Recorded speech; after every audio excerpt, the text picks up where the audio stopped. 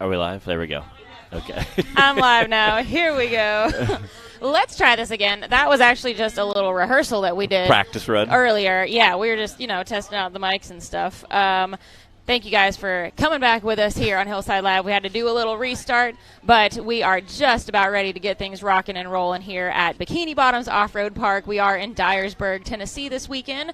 We've got an awesome lineup of bouncer drivers, and we're actually going to start today with our Brannick Motorsports bouncer class. We normally will start with either youth or bounty, but we got some mud on the course today, and so we're switching things up a little bit. Off. We've got Brandon Davis waiting on the starting line right now, very patiently. Yes. Maybe not. I don't know. I'm just going to assume. We'll say that he's waiting patiently. But we got those kinks worked out. I hope everyone can see and hear. Looks like Jeremy's giving us the all good on the live feed. So welcome to Hillside Live. Yes, it will be a great day today. Again, this is our last and final race of the standard season of our regular cup, and then we have finals coming up in 2 weekends from now. So this is a last chance to get points in before finals. Finals will be 3 days of racing, one race on Thursday, one race on Friday, and 2 races on Saturday. So last regular season race to get all your points squeaked in. We have some crazy racers going to happen today. I am so geeked. We had probably a half a dozen guys in here playing last night, and it was a lot of fun to watch. I am so geeked to see some of the racers out here today. I'm going to do a quick rundown of the drivers list. For those of you watching at home, we have a few names on here we haven't seen in a while. Yep. We've got Brandon Davis, Jay Storts, Colby Reich, Daniel Bowman, Matt Schuessler, Ethan Jones, Ethan Martin, Justin Wills, Daniel Hoeckele, Matt Holt, Clayton Smith, Danny Kelso, Richard Hodges, Wade Good, Chris Grigg, Tyler Young, Josh Parrish running for Randall Key, Nick Reich, Jack Porter, Ben Driscoll, John Campbell, and Cooper Bentley. I like it. What a lineup. Definitely going to be an interesting day. Again, a few of those names I'm very excited to see run. I think Wade is probably the most. The last time. I think seeing Josh Parrish, having Randall out here. I got to catch up with Randall a little this morning. Haven't seen him all season. So that was really great. Randall is our OG, the oldest of the OGs. Yeah. He's the oldest racer we have currently racing with us, so both probably age and also by length of time with the series. He's definitely been around in the sport for a long time. All right, this is Brandon Davis sitting in line. Getting that IFS buggy, Menace.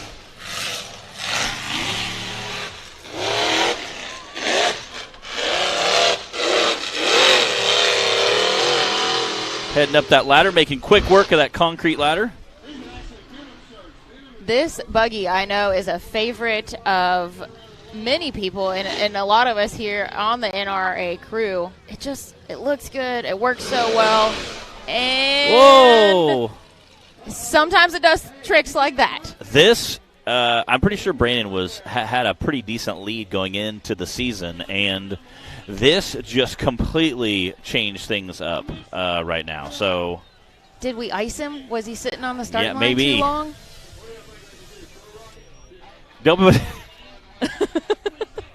Well, do we have an instant replay of that, Taylor? Oh, man, between his yesterday's rollover and today, who would have seen that coming? I know. Again, this will definitely shake up some points for this season. Let's go to that replay. Again, trying to come down. And there is a giant hole there, right where his tire caught.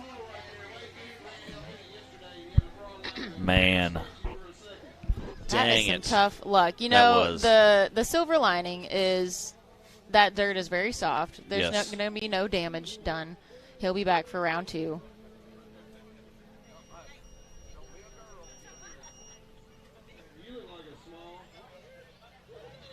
Man.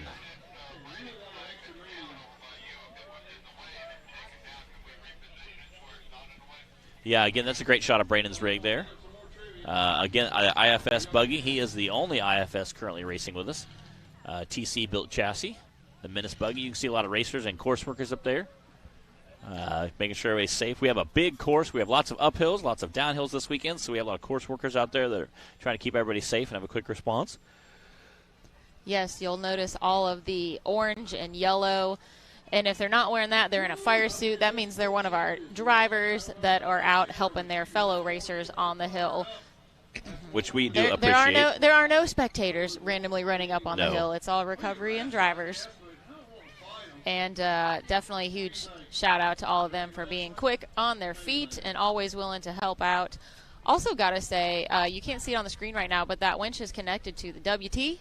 Yes. Justin Hoback's the work truck. And he opted to just break the beam yesterday instead of racing in the VIN class, doing the full course. Yeah, you can see a little bit of it. Wanting to make sure the WT lived to drive another day, and here's a great example of why. Yes, because it needs to be used over and over. Definitely helpful with it for recovery and getting around, hauling people and things around out here. So, shout out to the Hoebacks. We actually have Colton Hoeback out here again this weekend too. Been a little while since we've seen him helping out with recovery on the hill.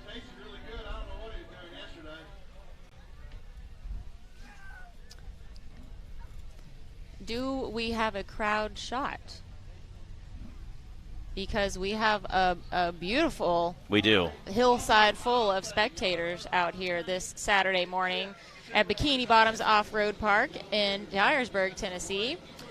This is the NRRA race number 9 for the season, which means all we have left is finals. In 2 weeks, we'll be at Mid-America Outdoors in Jay, Oklahoma. And we will have 3 days of racing there. It's going to be a good time. Going to be lots of racing action. Hard to believe the 2023 season is winding down already, but there's a great shot of our spectators that we've got out here at Bikini Bottoms. If you missed us talking about it yesterday, this is supposed to be the last event, the last ride here at Bikini Bottoms Off-Road Park. So everybody came out, wanted to make sure they got their chance to enjoy one last good old race out here at Bikini Bottoms.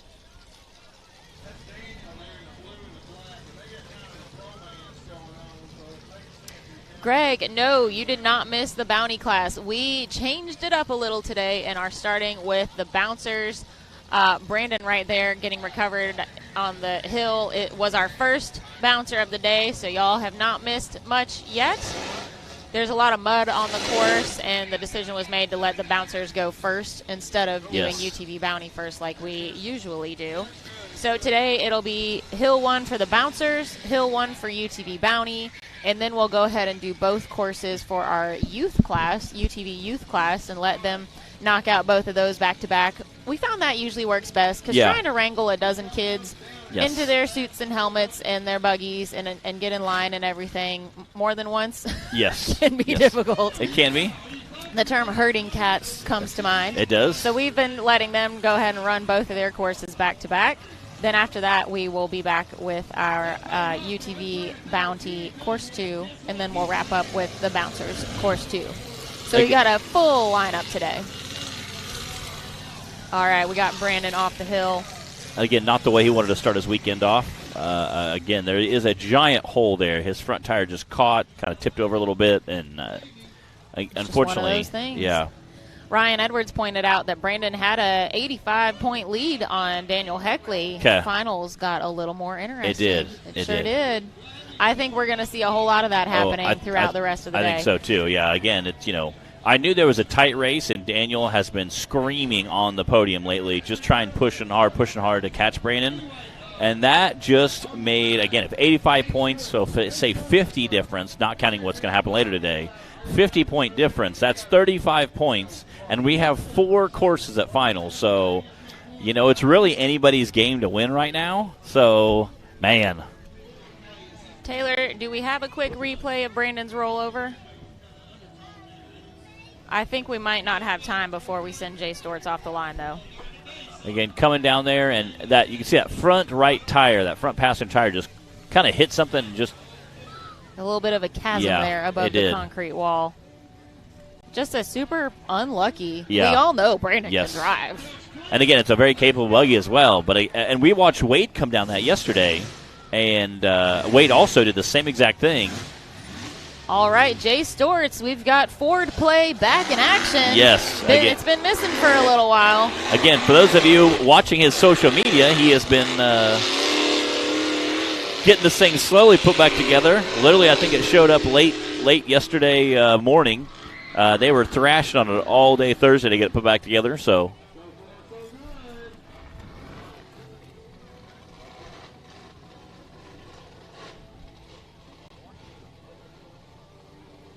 All right, hopefully he hasn't gotten it into his head after watching Brandon come down there.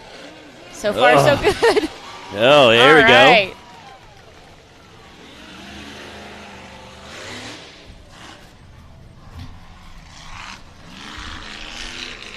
Heading up that cable hill, and again, there's so much stinking mud on that thing right now.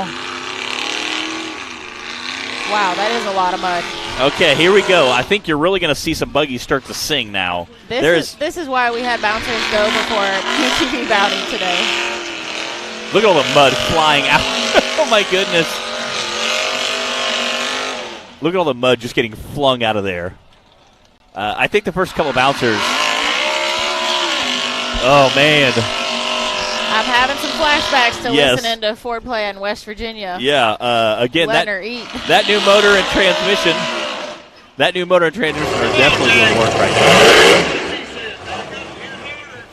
now. And unfortunately, Jay being one of the first guys to hit this hill, there's so much mud, he's really going to have to probably clean some of that mud off before he get up it.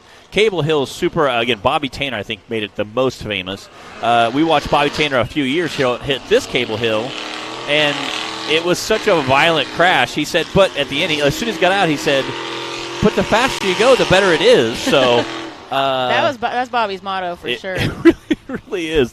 No matter so what true. what obstacle it was. And he said, but the real Cable Hill, the faster you go, the better it is. And that's true for the most part. It's usually either a very colossal win or a colossal failure. Is, unless you can carry all your momentum from the bottom. This Fable Hill that we're looking at right now and the original real Cable Hill in Grey Rock, Alabama, it's all about wheel speed and momentum and just... And you can see the steam coming off that back corner tire. Wow. You can definitely tell those tires are getting warm.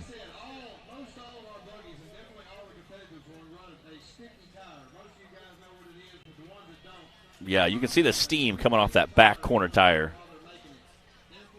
Yeah, this is a brand new motor and a brand new transmission. Getting broken in right. Yeah. Taylor said he doesn't think it has the 500-mile break-in yet. We're not quite there. You know what? You're not wrong, Taylor. Again, I guarantee you we have a press box full over here of racers watching this, thinking what can they do different, better than the last guys that have run for them. We've had essentially Brandon roll down the hill, and now Jay is stuck on Cable Hill. Not sure exactly what's wrong with the buggy, but definitely you can hear that motor scream.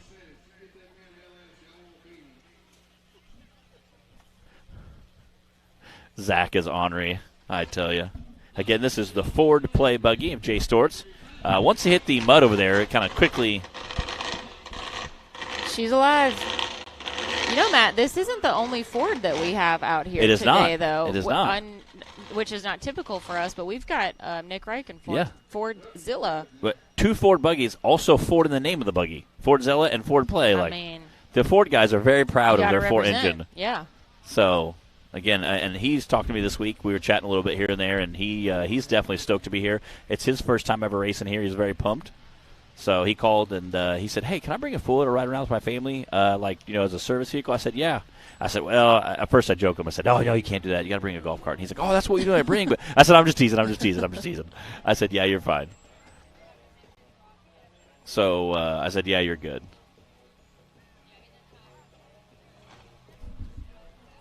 We got the Dan Bowman crew here with us. They brought 3 buggies that we're going to see all different people racing. So I'm super excited to see their crew run. Super pumped on it. They brought the whole fleet? They really did. They brought them all out. And the best part is, he said, we were at Wildcat testing for like 10 hours the other day. Wow. So he said it's going to be a gnarly, gnarly beatdown. He said, I told Wade, who's going to be racing Gold Rush, reclaimed later today, I mean. He said, I told him, drive it like you own it. If you break it, we can fix it. He said, that's why we do this. That's why we race, is to come out and have fun. He said, drive it like you own it. So it's going to be – I watched Wade play last night, and he was getting with it. I mean, he was like drifting on some of the corners down here, using the rear steer. Could definitely tell he was feeling good in the buggy. He was very comfortable. So So definitely going to have a good time watching Wade. I know a lot of people are excited to watch Wade kind of make his way back here. So.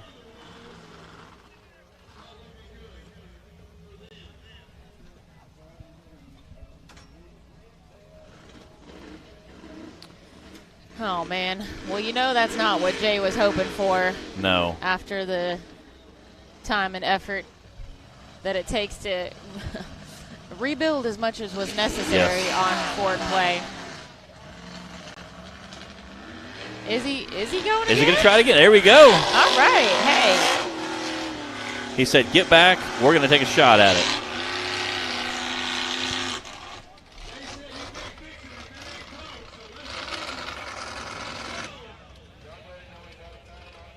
Oh, man. I'm hearing on the radio that he's out of time now.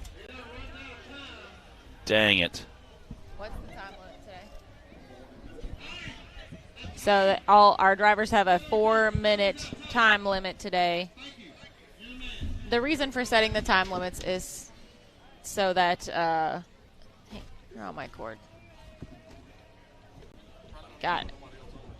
Reason for those time limits is because we don't want a driver to get onto an obstacle and just tear it all to pieces for 10 minutes trying to get up, dig it out, change it too much for the rest of the field of drivers. We also don't want to be out here racing until like midnight. Yeah, yeah.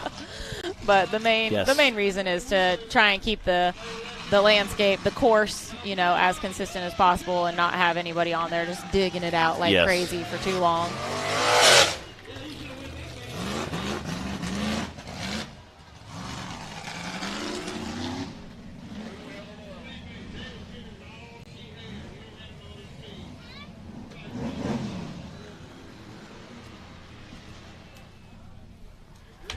Yeah, speaking of TC built chassis,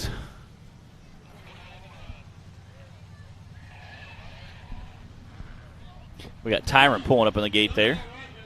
I love that he did like the Ultra 4 lip on the edge there for like the signage. Gotta make sure everyone knows who's in there. All right, here we go. This is Dan Bowman and Tyrant.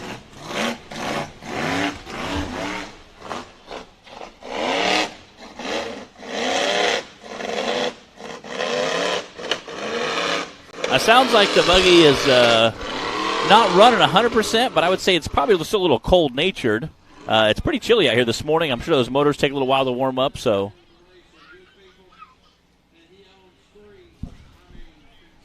As always, objects on camera are steeper than they appear. Yes, much, much, much bigger.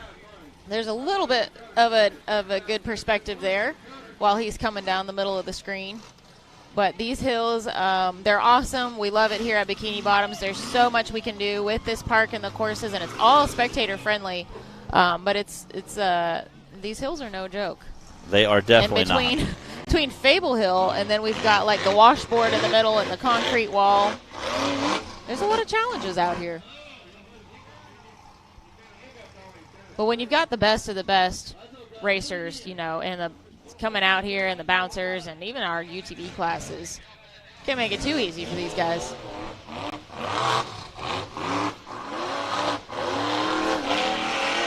Oh, baby. All right, I'm hearing on the radio he did not jump the jump, so someone's going to run and tell him, say, hey.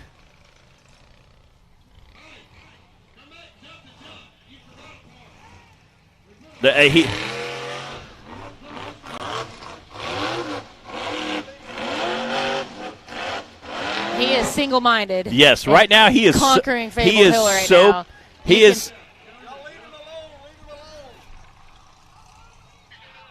You can see some of the drivers and recovery folks out there trying to get his attention and let him know that he missed a part of the course.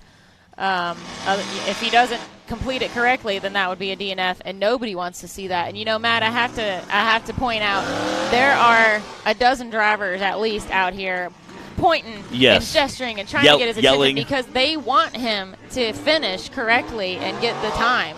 That's part of the great thing about it out here, the camaraderie between the drivers. They want each other to finish. Nobody wants to see someone get a DQ or a DNF.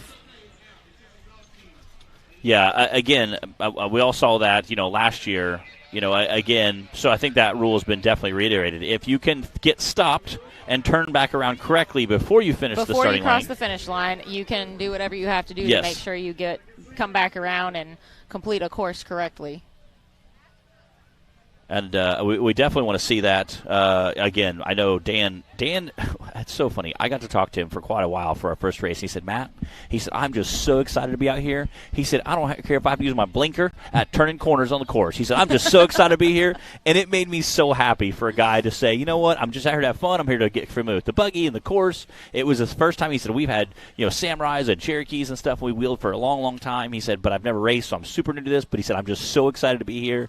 And, again, to see that kid-like enthusiasm coming from some of our adult racers who have some of the baddest buggies out there, it's super awesome to see. Heck so. Yeah.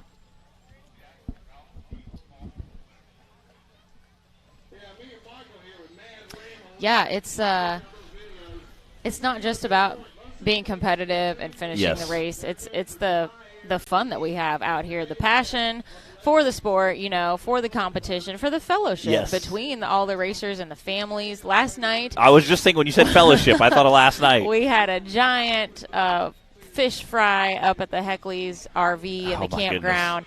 Everybody was stopping by. Everyone's welcome. We had food laid out. We had tons of food.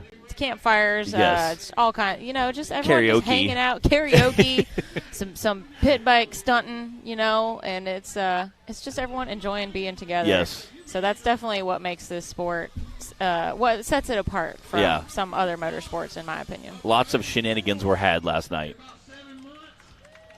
And like I said, all the drivers were pointing and gesturing and trying to get Dan, turned around and make sure he did the course the right way, because no one wants to see somebody else get a DNF or be DQ'd. Yeah.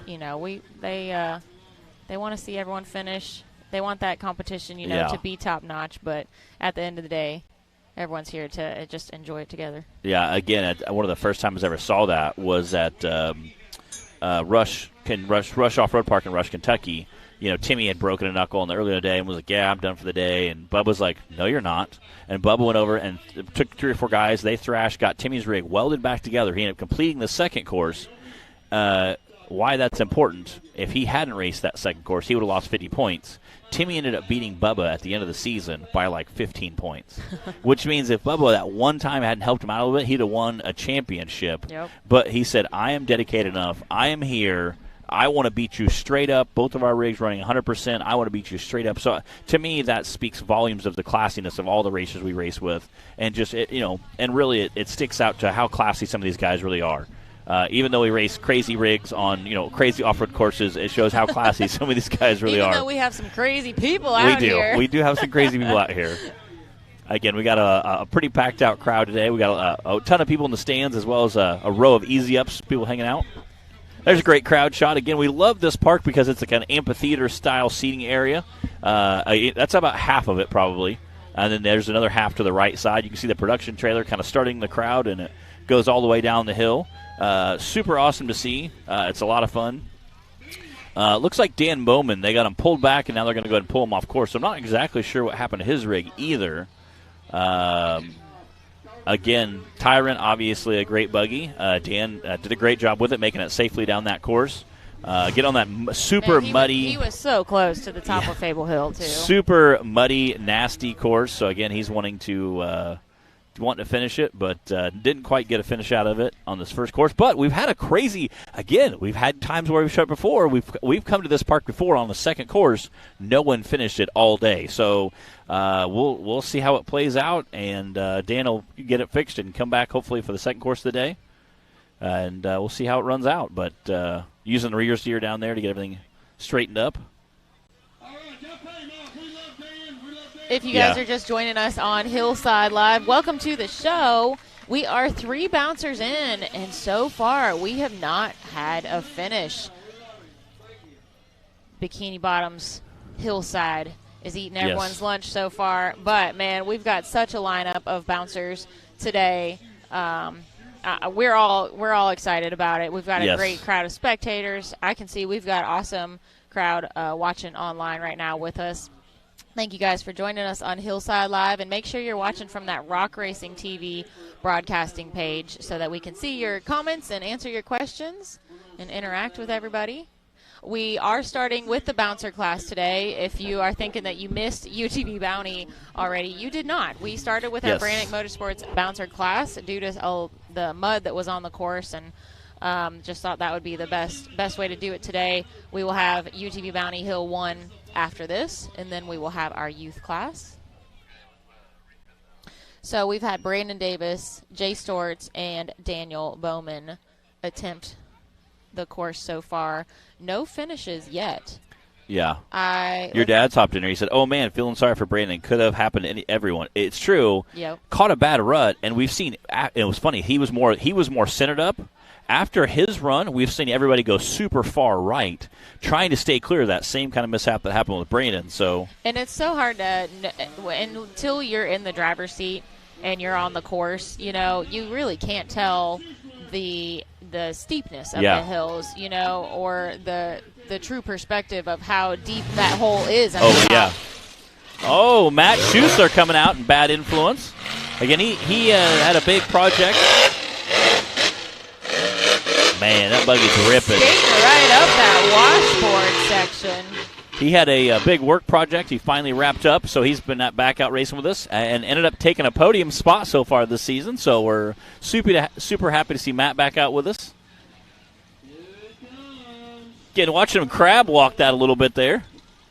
Again, you can see the drivers now hanging that far right side after Brandon kind of got hung up there a little bit. Because nobody wants to roll down that hill all the way down, I promise you. Oh! Matt getting a little squirrely with it down there. Things interesting. Oh, buddy, he is bouncing from side to side. Here we go. Well, we don't call it rock bouncing for nothing, Matt. Man, look at the power of that thing. Man.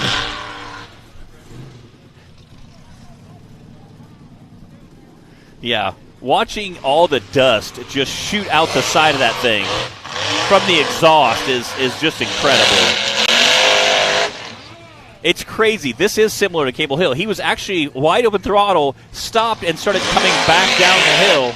Anytime you see a buggy sliding downhill, wide open throttle, you know it's going to be a crazy, crazy day. So, well, and what's weird is last night when Fable Hill was dry, we watched Wade out here playing around, making it look easy. You put some water on it, and it's a whole different obstacle. So I think you're going to definitely see a few bouncers later on in the course do much better. Unfortunately...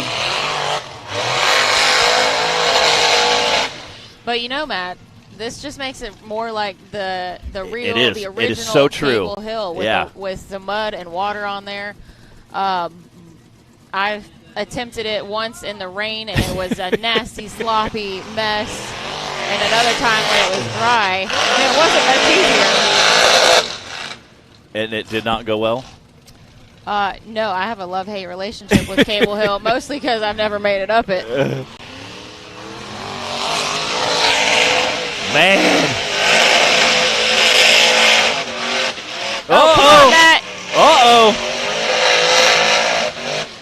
The crowd started going nuts. He may be there.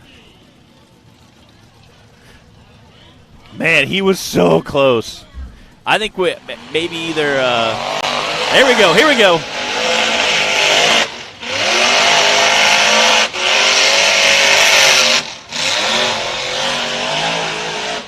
Cole Shirley online, he says they got to commit. They are. That's it. You need that momentum and wheel speed, and it's basically just clawing your way to the top. It really is. Look at Matt. There we go. Come on. Come on. So close. Again, he's literally just backing up faster and faster at this point. Got a little bit of smoke in the cab with him, too. That motor might be a tad hot right now. Nah, maybe just a little. He is so stinking close there.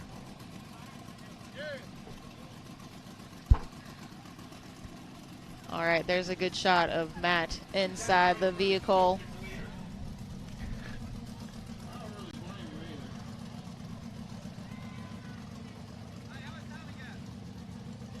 I'm not an expert at charades. Yes. So I'm having a little trouble. Yeah. But it looks like it's not doing what he wants it to do. Yes. When he grabbed it, kind of went like that. I was like, okay, maybe it's not shifting. Keith, dang it. Calling for Keith. Dang it. Keith is being deployed. Dang it. Oh, man. Yeah, you could see his tires just packed in the mud there. I mean, and again, I think he cleaned a lot of mud off. We saw it splattering literally all the way back to the jump down here. There is definitely a huge advantage to going later in the lineup today. It's not always an advantage, but today it is. That 13th spot could definitely be very valuable going last. Was it Ethan Jones drew 13? You know what? You're going to make me look it up now. I did not hear in the driver's meeting where number 13 decided to go. If you are Ethan Jones. Okay, if you're newer to the series and wondering what we're talking about, those are whichever driver draws number 13 has the option to either stay in that 13th spot or go first or go last. And I'm not sure what Ethan chose to do. I have no doubt he chose to go last. That would have been the smart move today. Let's see who we've got tuning in online. We've got Abby watching. What's up, Abby?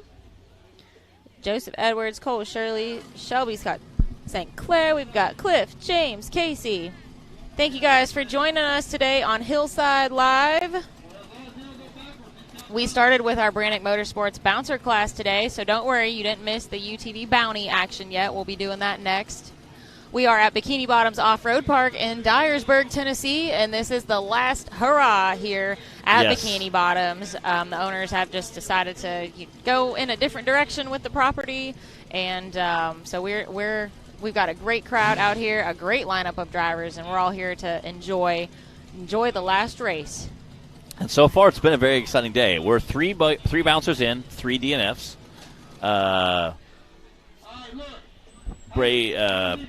Brandon rolled over, and then we've seen 2 guys, Jay Storts in Ford, actually 4 DNFs. We had Jay Storts in Ford play. We had the Tyrant Buggy with Dan Bowman, and now Matt Schuessler in Bad Influence. And so we've had 4 buggies in, and we've had 4 DNFs. So 4 highly capable buggies and drivers. Yeah, 4 great drivers, 4 very capable buggies, and with 4 DNFs in. This could be a very, very interesting day. Cole is asking to go over the driver order. So we started with Brandon Davis, then Jay Storts, and Daniel Bowman, and Matt Schuessler. That's where we're at right now. Let's see what we've got next is Ethan Jones, Ethan Martin, Justin Wheels, Daniel Hoeckele, Matt Holt, Clayton Smith, Danny Kelso, Richard Hodges, Wade Good, Chris Grigg, Tyler Young, Josh Parrish, Nick Reich, Jack Porter, Ben Driscoll, John Campbell, and Cooper Bentley. That is Hill 1 for the bouncer class. Chad Molitor says, Bree, where will you be racing the Avenger buggy next? That is a really good question, Bree. I'm glad you're asked that. Where will you be racing next, Bree? Next Saturday at AOP. Yeah? Yeah. There you go. Yep. Yeah, I know, right? I tell you. Tell Clyde to get a race at AOP, nice and close to home. Yeah. It's a lot of rocks out there, though. Yeah, there are a lot of rocks at AOP. Yeah, there's a lot of stuff you can break at AOP. There sure is. So we will see how it goes. Yeah. I raced there in May. Yeah. It's their own, and qualified their own for series. The race. Yes, okay. That is now happening on this Saturday. Oh, so you have to qualify next for Saturday. it. Yes. Okay. So yeah, should be a good time. That'll be fun.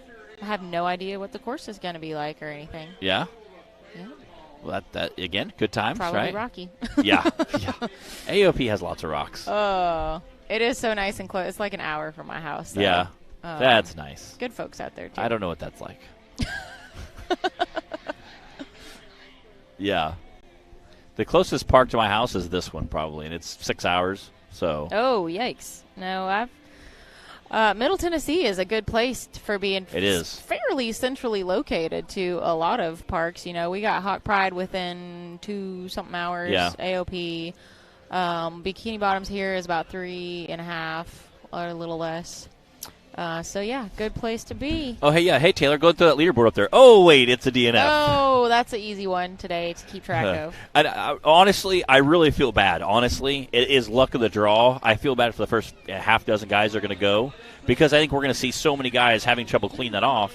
But it also could get more slick as the day goes on, too, as guys kind of smear that mud out, smear that water out. Well, they're going to benefit, too, in the second half of the day. If you're not familiar with how we run our day of racing here, we always go odds and then evens for Hill 1, and then flip it and do evens and then odds for Hill 2, just to try and make it as fair as possible for everybody. Shelby wants to know, isn't the Avenger an EV now? No, not the Avenger, but our little mini bouncer / side-by-side, the Patriot, is what is being converted with that Tesla motor now. That's my dad, Chad Molitor's current project. I don't know a whole lot about the EV world. Yes. I know there's been a lot of R&D yes, that has gone into this. Dad has spent a lot of time researching and learning. I have not driven anything electric since like a Barbie Jeep. Okay. When I was a kid. Okay. So I'm excited. I'm ready for the experience once the Patriot's done. Thanks, Shelby. All right. Who do we got pulling up here on the line? I believe. Let's see. Well, Ethan Jones is on my list. He's our number 13. That's right. So it's Ethan Martin then. That's okay. why I see the green. All right, that makes more sense. He was out playing last night and getting with it in that buggy. He was out definitely. There we go, Ethan Martin. This was the old Plowboy, like 3, I think. Is he going to drive it like Richie Keith? Oh, yeah. He was down here playing it last night. When I try and drive like Richie Keith, I usually end up on my lid or something. Yeah, he was down here playing last night and doing a great job at it. Down that Pez candy at the top of the hill. Yeah, everyone hates. That's what that one always looks like. Again, you really don't realize how steep it is, how the dimensions of the obstacles, how deep the hole is there at the top or anything, unless you're out here in person. Yes. Oh! Oh, man! Here we go! Out the top of Fable Hill, Ethan Martin being a hero. Okay, I think he missed a turn. Yes.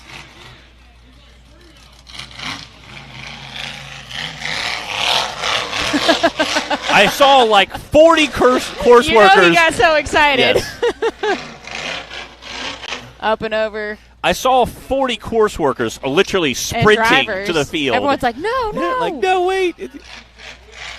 That would have been tragic. It would have been.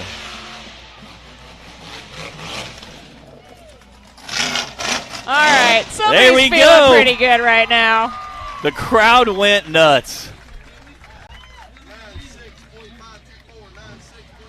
9.6.524 for Ethan Martin. And our first completion of the day right now. We are 5 drivers in to the Brannick Motorsports bouncer class. Wow. Again, luckily our income stopped. And we used to always come down that way.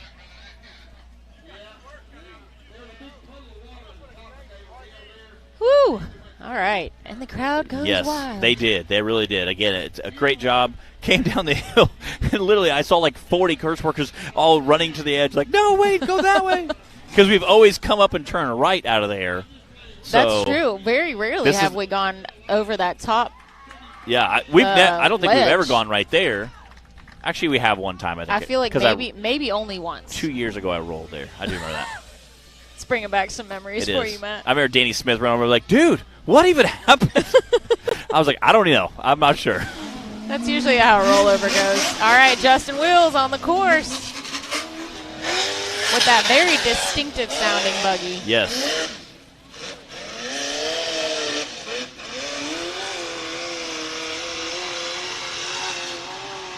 That thing just screams. Justin's going to be changing things up a little in his race program next season. Glad to have him out here with us today. Again, try to. You can see him kind of cutting to that far right side, wanting to drop down there and just run it down. I think that's going to be the smoothest, safest way. No. Wait. Oh, yeah, okay. Yeah. I love it. Oh, man. Okay, who didn't do their homework and study their course maps today? I saw him. It is awesome. a lot to remember out here. There's a lot of ups and downs and turnarounds. Dude, that was awesome.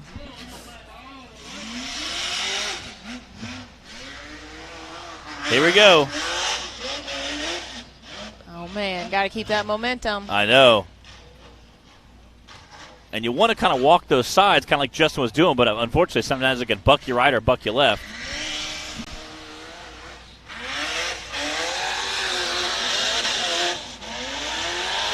Oh, man. Again, also having that wheelbase sometimes can help you with those same bumps. Having a little bit too long, a little bit too short a wheelbase definitely makes a big difference.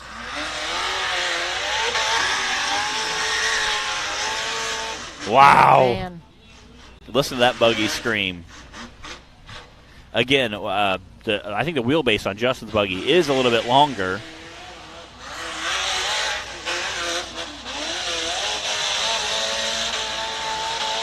Go, baby, go! Almost! Wow, this is definitely looking like the actual Cable Hill right now. It really is. Again, you can see those tires getting hot, clearing the dirt out. It's amazing how they were able to capture that and bring it here to Tennessee. They surveyed Cable Hill at Grey Rock in Alabama, and then were able to come build it here out of concrete.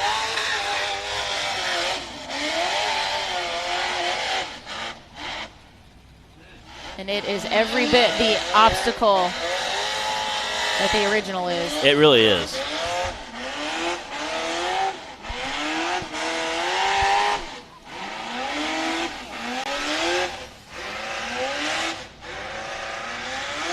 Look at the tires, just all four tires ripping smoke.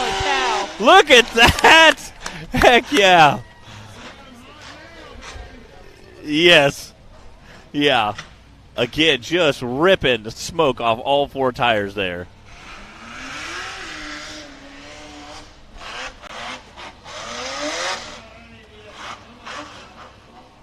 Again, hearing that motor absolutely just sing out here is just incredible.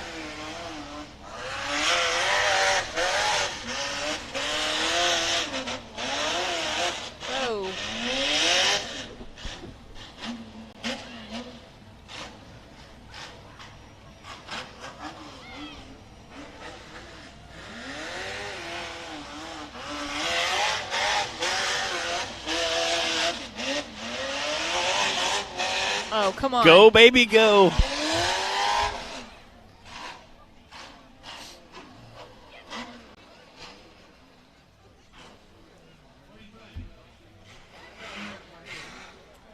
All right, he's backing it up even more. What are we doing? Is he out of time? I would say he's done.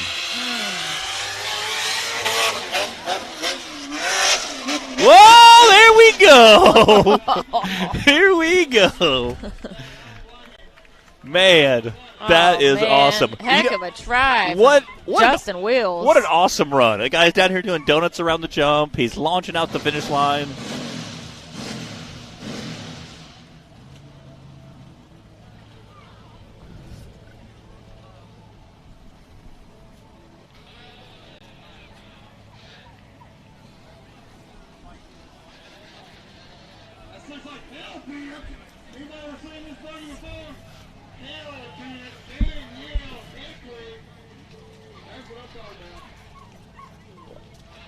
Matt, when are you racing today? In a while. Oh, whatever. okay. Whatever. We'll watch a few more and then go get ready. Oh, okay. All right. Looks like we got Daniel Hoeckele on the line.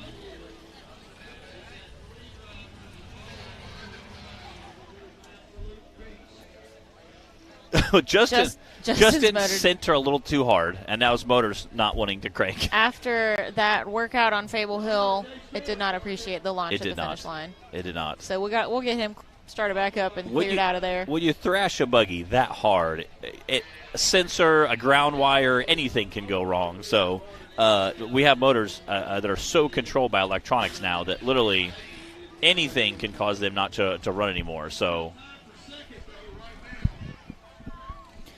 Cole's pointing out that there is a lot of pressure on Daniel today. Since we had Brandon with a DNF on course 1 already. Wow. Well, we're 1, 2, 3, 4, 5, 6 buggies in, 5 DNFs. This is a crazy feeling right now. And again, I know this next guy, because he is sitting, Daniel, right, is in the starting gate? Yeah, it's Daniel. Okay. I want to double check. The next guy, because he is only 85 points behind Brandon, and Brandon DNF'd, he is going to tear this buggy in half to get a finish, okay? I promise you. What kind of side bet do you think they might have had going on for today? I don't know. It's always interesting with those two. And now that Brandon had a DNF, I think his side bet days are over with. He's like, I'm here to forget side bets. I can see him being like, we're here to win, you know. So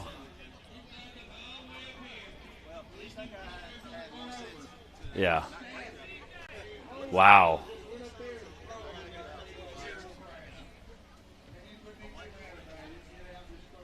Again, great show of the crowd there. Wonderful, wonderful day.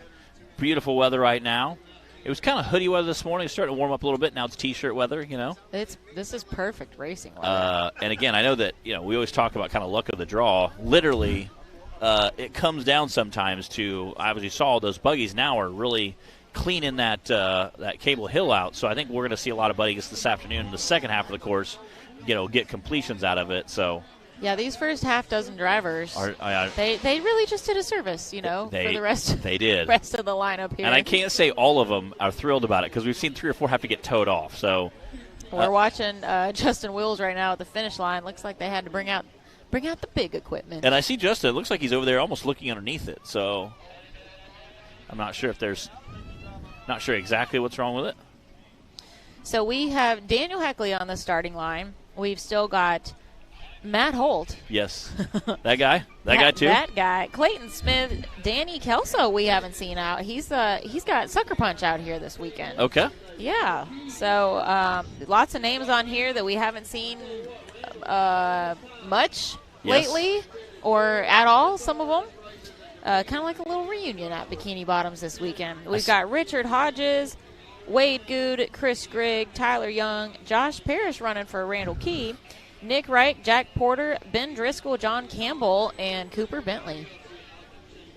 Yeah, I see Ethan Martin walking in there talking to Clyde going, yeah. I bet Ethan's feeling pretty good I bet he is. Ethan, our only one to finish so far out of our half dozen drivers.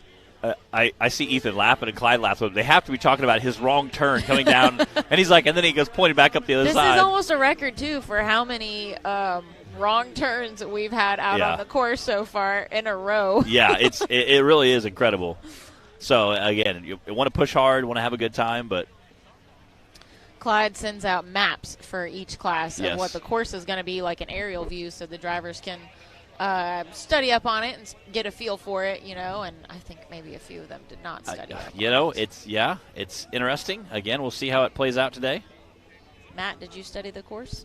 I mean, your map? I did not. I looked at it, and then I saw, you know what, I'll go first. You're having the benefit of watching everybody else, I don't go first, so that's all that matters. What's everybody at home doing today? Are you relaxing with your Hillside Live? Are you sneaking it in at work? Yeah. And where are you watching from? Let's see who thinks they're watching from the furthest away. We're in West Tennessee in Dyersburg, Tennessee at Bikini Bottoms Off-Road Park this weekend. Who thinks they're watching from the furthest away? All right, I'm hearing the course is clear.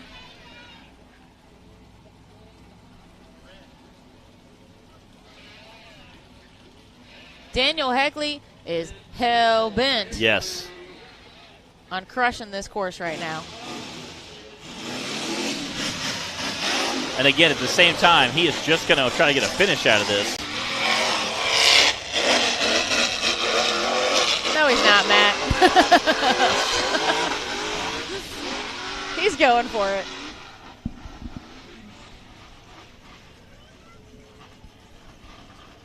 All right, down the Pez candy. You can see, ever since Brandon, everybody's definitely hugged that far right line. So far, so good. There you go. Don't miss the jump. And a lot of guys are slowing up for that jump because they have to make a right turn as soon as they go across it. Ooh. Let's see how Hellbent handles Fable Hill. It almost looked like he bottomed out a little bit there because he had a little momentum going and then just stopped.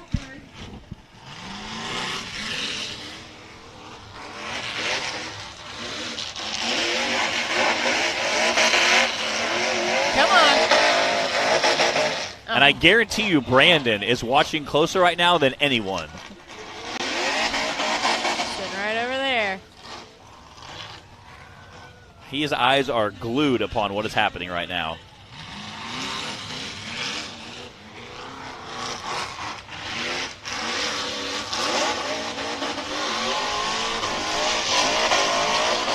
Oh, come on, man. Daniel. Again, you can see the steam just ripping off those tires as they guys, blasting wide open through there.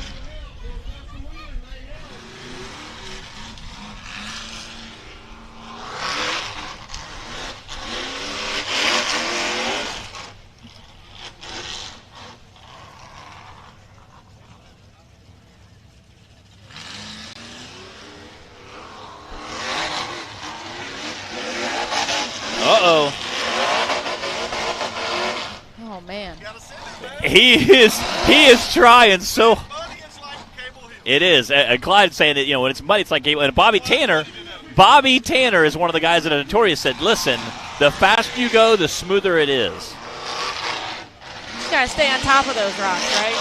Yeah. Come on, Daniel. Oh. Jay's at the bottom, motioning like, I got you. Whip it side to side.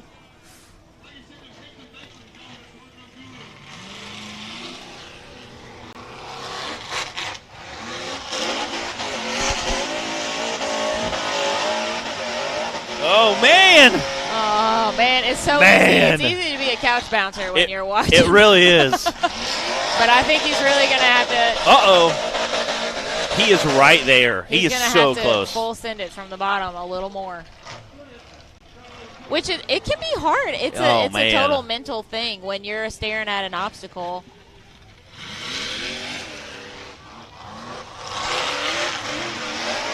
I can smell. Oh! Smell the rubber. No! He was almost there. He had those front tires past the lip, and it just didn't have enough momentum to squeak by. All right, Daniel, go. Come on.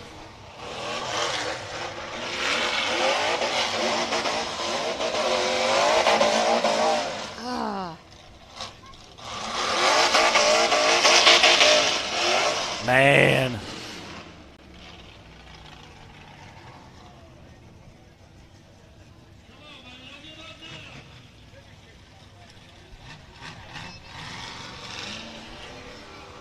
I'm not sure where he's at in his time limit right now, but we all want to see him make this. Oh, wow. That was a hard stuff. He must have caught the edge of that rock. It stopped the buggy almost immediately. He tried to cross over from the left side. I think so. He wants this so bad right now. There. Come on. Oh! Uh-oh.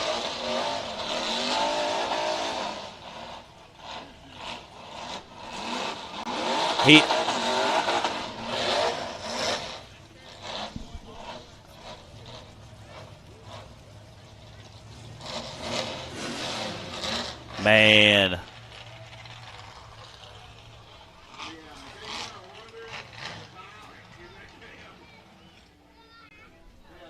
Oh, no. He shut it off, I think. That back tire, I don't know if the back tire or the back axle is not, it's either not turning or I want to say there's an issue with the back axle.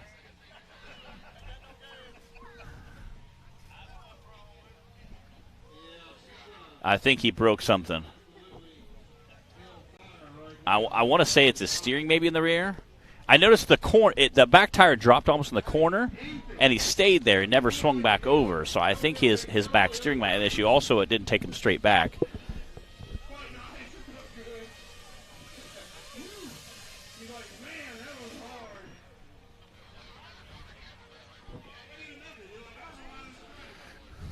Oh, man. Wow. Heck of a try from Daniel Hoeckele. What a run.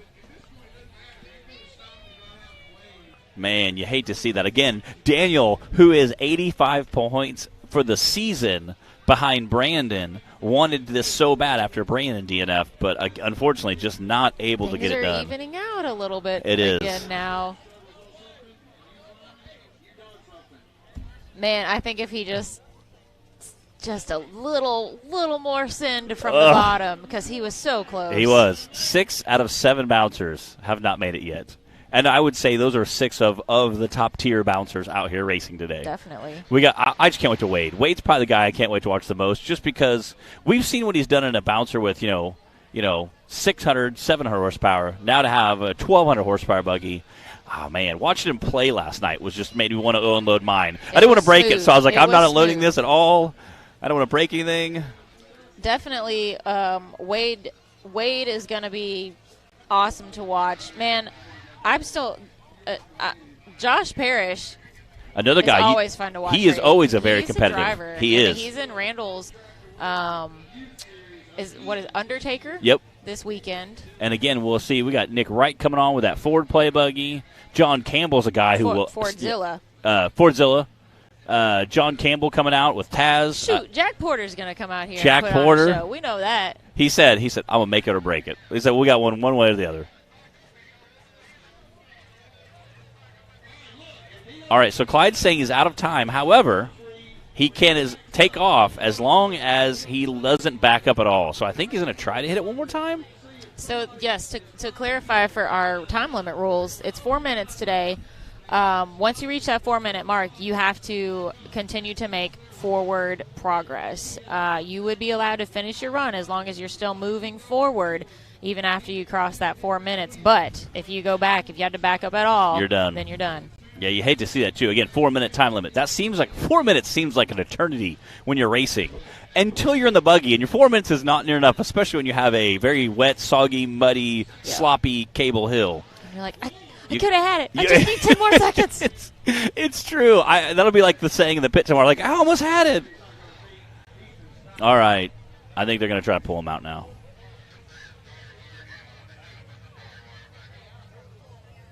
All right, we're getting word that a starter wire may have come off. He's going to try to get the buggy started. These buggies are taking a thrashing right now. Well, I mean, dude, it's fun to watch, but it's a beatdown. It is. It is an absolute thrashing.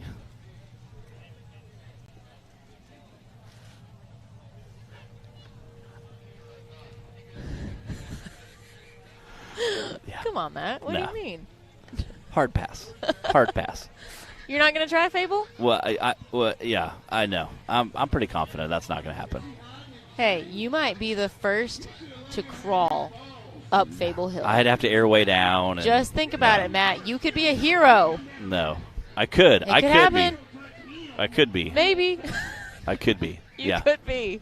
For $850 junkyard engines everywhere, I could be a hero for those guys. With 4 minutes, could you crawl it? I had a buddy that we were laughing at as I hashtag LS swap the world, and he's like, dude, you should put that on a T-shirt. I'm like, I know. It's so great. And I know that LS swapping has become so popular because the Ford guys literally put Ford in the name of the buggy. Ford Played, Fordzilla. They got to make sure everyone knows. They're like, we're Ford. Ford, baby. We're holding strong. They are. And I would pick on them more, but they're two of the nicest guys I think out there. Jay has called and offered me multiple times to drive his buggy if mine wasn't going on times where I've really broke stuff, So, again. Cole Shirley says, Matt, those sticky Mickeys will get it done. They will. My stickies, I love my Mickeys. They are a little softer, I think, than the TSLs. Unfortunately, they do take cuts and abrasions, and they wear out a lot faster, but they are a little softer. So, again, it kind of look, what are you going for? Are you going for the stickiest tire possible to get the best grip? Or are you, do you want a more longevity out of the tire? So, I mean, it kind of has a little bit of a balancing act. I kind of look at it as a race car parts only, even though we do some trail riding with it. We do some off-road events, too. Listen, I want to see you give Fable Hill everything you got. Maybe at the end of the Whether day. it's a crawling attempt. We'll see. Or whatever else happens. We'll see. We'll see. Matt's giving me the charades over here. No, bro. Hard pass. The people need to see it, Matt. I would love to. Give the people what they want. I would love. I think so. It looks like they're hooking them up over there to Keith Toolman, one of our recovery experts. I think they're getting to hook that up to him. Again, I think they were trying to get it started at least to get it pulled off that we could drive off because it's hard to steer a hydraulic buggy steering sometimes. Some of the guys have, instead of having full hydraulic steering on the rear as well, they'll have a servo. So the electric servo is much easier to control than the full hydraulic setup. So that's why a lot of times when you're seeing guys get pulled off, they'll just use the rear steer only. All right. While they get Daniel recovered off the course, we will be back right after this. Rebirthed from the depths of Baja, Mickey Thompson Tires announces a new American mud terrain legend. The new Baja Legend MTZ. Silica reinforced T4 tread compound. Powerply 3-ply construction. Improved 4-pitch side biters. Proven MTZ tread styling for undisputed traction. 35 different sizes, and one is just waiting for your rig. The Baja Legend MTZ.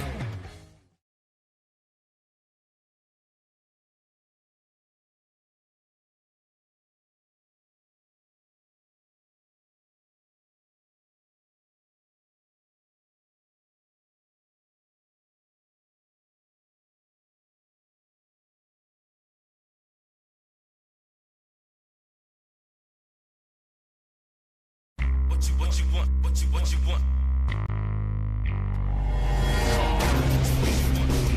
No matter where your ride takes you.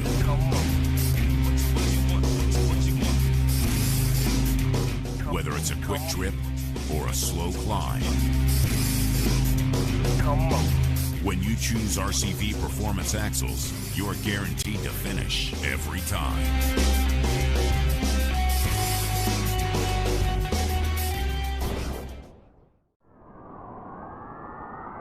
There's only one tire brand that can call itself legendary. Rebirthed from the depths of Baja and representing decades of racing heritage, Mickey Thompson Tires announces a new American mud terrain.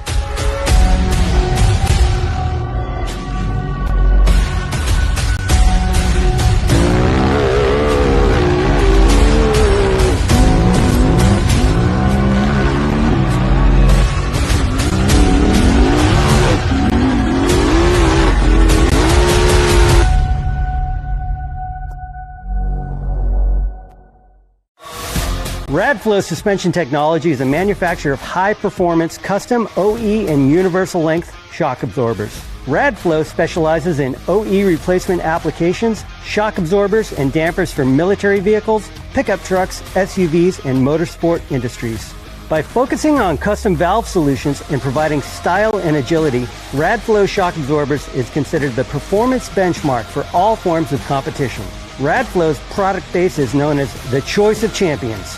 Radflow suspension technology provides superior products and unrivaled support at the best possible price.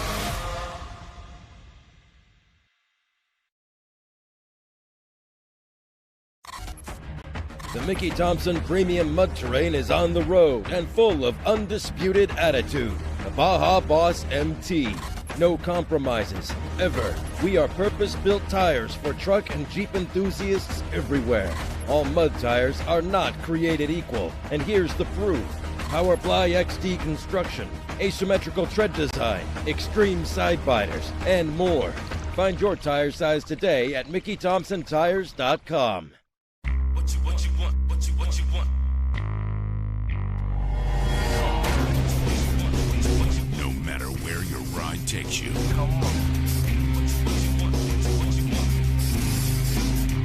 Whether it's a quick trip or a slow climb. When you choose RCV Performance Axles, you're guaranteed to finish every time.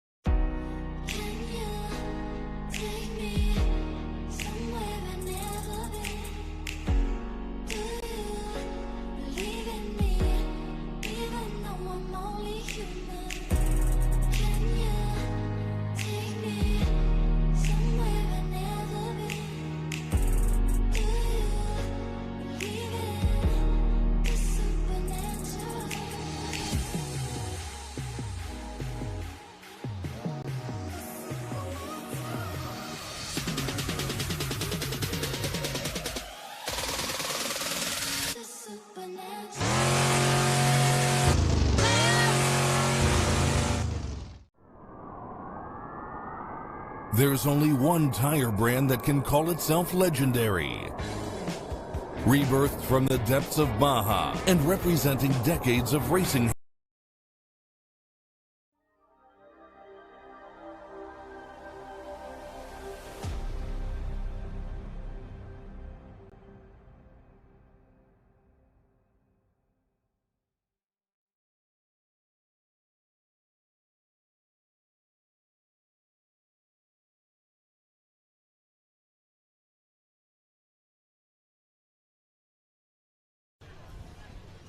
All right, we are back. Matt has run off to get suited up and ready for his turn, so I've got Zach up here in the booth with me.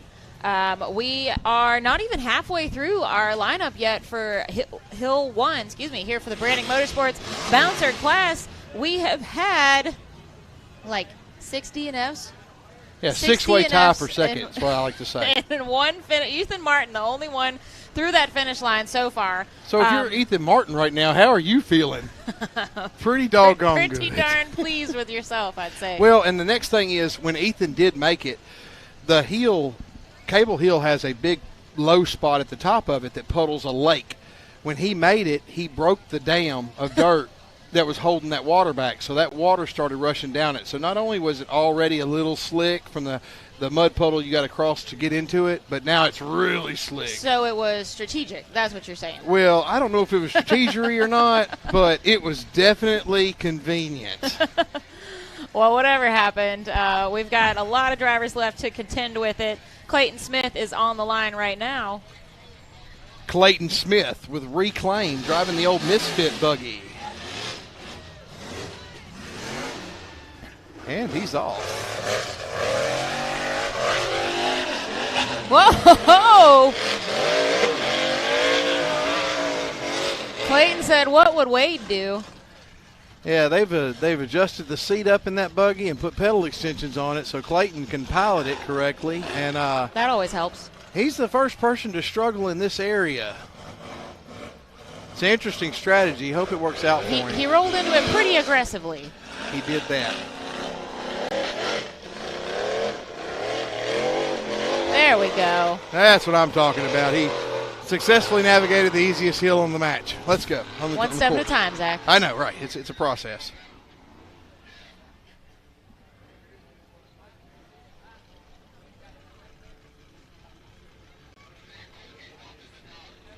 Oh, he's broke. Uh-oh. Ring gear. They can see it, and there is a tooth missing. He's off course. I've seen some people like that at Walmart before, Zach. You know, those are the people of Walmart. You can go to the website. Oh, man. Clayton Smith, you guys can't see him right now. He stopped up at the top. I guess that's the end. Yeah, so we're done. Next. All right. Man, you could tell he was ready for that, though. Heck of a try from Clayton. Yeah. Is that Danny Kelso I see on the line now? I think Sucker it Punch? is. I think it is. Oh, Danny Kelso with Sucker Punch. And, you know, to give Clayton credit, he is tied for second. So good job. Good job. And Clayton is one of our newer racers this year, joining the rock racing family. Yeah, I think they've already started constructing a bigger podium. All right, here we go. Sucker Punch doing better than last time we saw it out here. Last time it made it to just past the starting line. That was a little rough. And broke everything. The four-link, the shock on the right side, everything came up into the headers. Yeah, so we're already doing way better than last year. Drastic improvement. And Trent, unfortunately, had a pulley go bad on his supercharger. Whoa. And so he was unable to run today. Wow. So Trent was piloting Sucker Punch last time we saw it out here. Danny Kelso's in there right now. This is my first time seeing Danny in a bouncer. Yeah. You guys might recognize that Kelso's cages. Yes. A lot of our UTV guys running those. Oh, whoa. All right, they call him Papa Wheelie. That ain't going to get it. You know what? There you go. Come on. Come on. He looked like he was making a little headway there for a second, didn't he?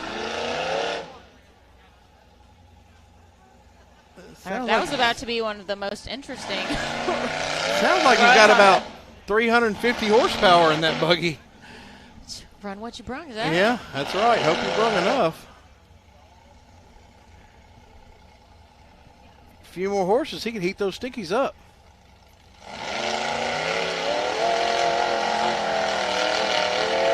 Yeah, look at that. The wheelbase on that buggy is his greatest asset. He doesn't need more horses? No, that was awesome. Well done. Wow. All right, and it's not over yet, but he's definitely past the hard part. Oh, my gosh. Whoa. And then, hey, that's okay. He stuck the landing. Hey. He nailed the landing.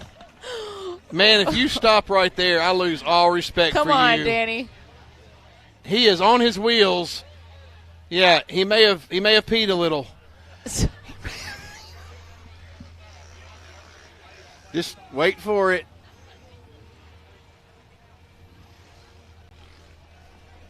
What a wild ride. That was crazy. He's made it way too far to be in the tied for second spot. Well, he floated up the bottom of Fable Hill and crawled the top of it and then topsy-turvy all the way down the other side. You know what? You know what that gives me hope for? Matt Holt? Matt Holt. Zach, you missed it, but I told him just be the first one to crawl Fable Hill. You could be a hero, Matt. Yes. You got 4 minutes. Yeah. Yeah. Oh, we're gonna walk you through a step-by-step replay, not of him flipping down the hill, hopefully, but him climbing the other part. Oh yeah, let's do the flip down the hill. Remember, nobody Googles the winner. Shout out to our camera guy, Bill, at the top of the hill. What we're experiencing now is a very common racer thing. He was so excited he climbed the hill that he completely forgot how to drive. Yep. And Zach, I've had that happen before. believe it or not, we all have. Anybody, if you make a big obstacle, you're so pumped about that obstacle that you completely forget there's more obstacles. More. I saw Stacy Wilhoit one time, one of the only buggies, him and Cash LaCroix in Stony Lonesome were the only ones to climb the hill in the UTV course. Mm-hmm. And Cash climbed it because John got back there, coached him on the line, and talked him up it. And his weight was a factor and everything else. He was light, and he was able to get over it. And Stacy climbed it because he's Stacy. And he was so excited that the turn coming out of the top of it, he's yelling, pumping his fist, and he just flips over on his side. Oh, no. Yeah. No. Well, I know. I at an East versus West shootout at Superlift, Hot Springs years ago. The Avenger was like brand new. I worked so hard to get up this hill. It was the first time I'd really put the Avenger on any obstacle, and I made it out the top. Right, I was like 2/3 of the field didn't make it, so I was pumped. I ran so hard into a tree, I bent a wheel, and luckily Brandon Dillon was nice enough to haul it back to the parking lot real quick and think, give me one of his, and we made it back and line up for a round 2. But I was like, where'd that tree come from? Yeah. Like I said, it happens to a lot of them. And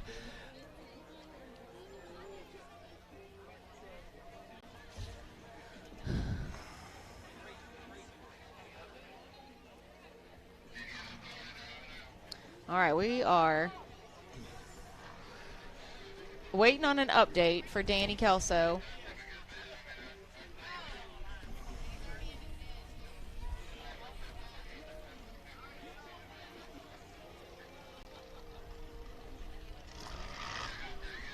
yeah, his helmet's off, ain't it? Yeah. His helmet's off, and I think he got shook up on the downhill, and he's just going to take his join the crowd of 7 people or 8 people in the second place run now. Oh, man. He is, and he's new. Gosh, after making it that far, man, you hate to see that. He's not new. I tell you, I was messing with him in the drivers' meeting. Bree was there. I was telling him that Danny built the first self-riding cage that Mark Carpenter was riding with us at Rush, and Mark flipped it twice in the same run, but stuck the landing, went right back to his wheels. Much similar to what Sucker Punch just did right now. Yeah. So what is it about those Kelso rigs? If you're in the market for a cage, these Dano cages literally self-right themselves, and that's got to be worth some money. Y'all give it up for him. It's the latest feature. Yeah. You know, Sucker Punch isn't a spring chicken either. That rig's been around for... I think that was a bad call. If I was Danny Kelso and they gave me the option right then, I'd have put my helmet back on and I'd have went ahead and finished this track. Man, he drove right by it anyway. I know. I noticed that. I feel sorry for him. He's going to kick himself for that. But wait, there's more. I see some ruby red slippers on that starting line. That must mean Richard Hodges. Mm-hmm. Oh, Big Richard. Speaking of Sucker Punch, I remember we did a calendar shoot for 4x4 Nation back in the day, and we had Sucker Punch featured in there. Mm-hmm. Back when LC owned it. There's a throwback for you. Yeah. Richard Hodges. Jeb McCullough says, who built Sucker Punch? Did LC build it, or did someone else build it for him? I don't know. Before LC, I don't know its origins. I'm going to be honest with you. I didn't know it before then. He was the first name I had associated. Yeah, all I know is LC. Who? Nick Sosby built it. I didn't know Nick Sosby built that. That's good, though. Richard Hodges out on the course now. He just made quick work of that washboard section. Jeb McCullough, we welcome all questions. Yes. Half the time, we don't know either. That's the great thing about the internet. Somebody will always come correct you if you're wrong. Yeah, you can get on the interweb and find out anything. Well, you'd be surprised what I can find on the interweb. Well, yeah. It's a You should talent. probably keep that to yourself. Yeah.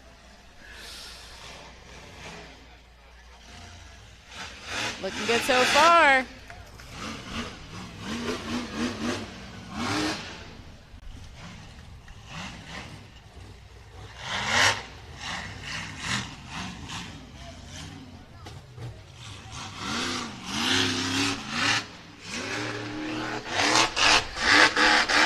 He's got the bad bounce.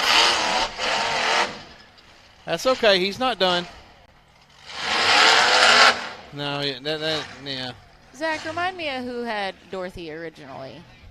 I'm drawing a blank right now. Dorothy originally. You know, the 3 signs that you're getting old is first when you start to forget things, and I don't even remember the other 2, Bree. Okay, wait. There's this great trick on the live show. You just ask, and somebody always knows. Yeah, who built Dorothy? Somebody here knows. Just give it like 2 minutes. We'll find out.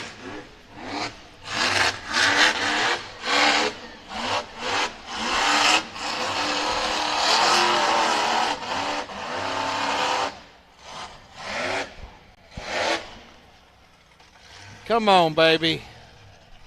It's a little smoky in there. Y'all notice that? Uh-oh. Looks like he's going to bow out. That's still a strong second place for the day. That's pretty good. Can't beat that. Or can you? Yeah, actually. Ethan Martin says. Yeah. Well, Got Ethan something Martin. to say about that. You can bet Ethan Martin is not going to be not paying attention when Wade goes, or Matt Holt for that matter. That's who you got to watch. Well, speaking of Matt Holt. Matt Holt, who's also I kin to see- Justin Holt with Reject Fab. Did you build this Matt Holt Here buggy? you go. Look, the turquoise menace is out on the course. The Here it teal comes. destroyer.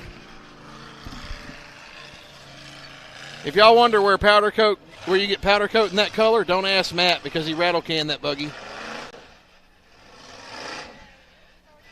All right. Y'all don't laugh because that's pretty good for Matt. Now, Matt did say yesterday that this washboard area was kind of his nemesis here at the park. Oh, come on, Matt. Dude, I don't clap. Don't. It's okay. Listen, Y'all don't have to clap. Finals It's okay. is in 2 weeks. Don't pretend. Matt is tied for second right now, so y'all can't laugh That's too hard. actually a highlight of Matt's career. He's just tied hell-bent for second place at Bikini Bottoms in round 1.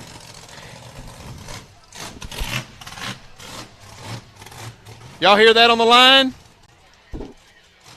Wade, good. Does it sound like gold or silver? Gold. Gold. I can't. What? Not there. You better find it. Wade Good was doing some playing around out here last night, and it looked pretty smooth.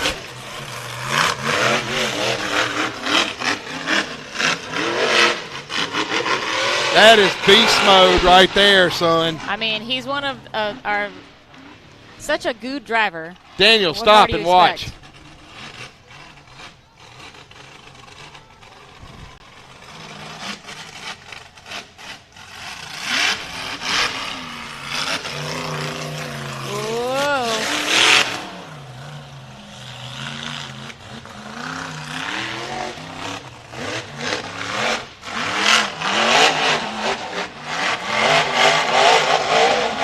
There it Oh, my is. gosh. He was ready for this. We're looking at a first place coming in here real soon. New leader.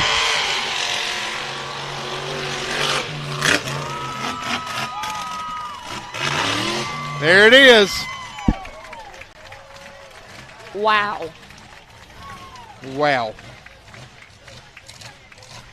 62.267. 62.267. Good enough for first place. Just 9 people to third.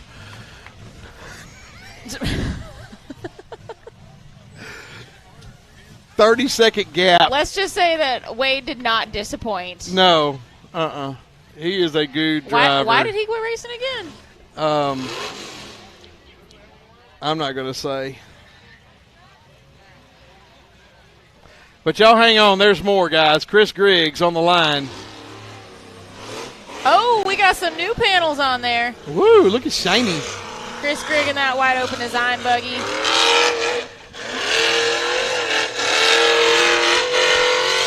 Wade definitely showed him how to do it. Let's see if he can follow suit.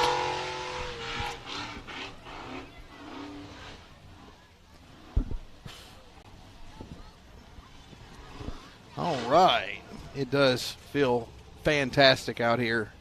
If you're one of the unfortunates. Oh, keep her straight. He's okay. He's okay. Shake it off, Chris.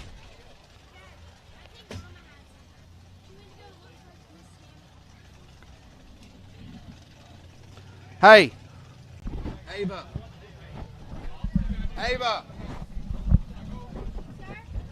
Pull your phone out and use the 360 app and you'll see where she's at. All right, there we go.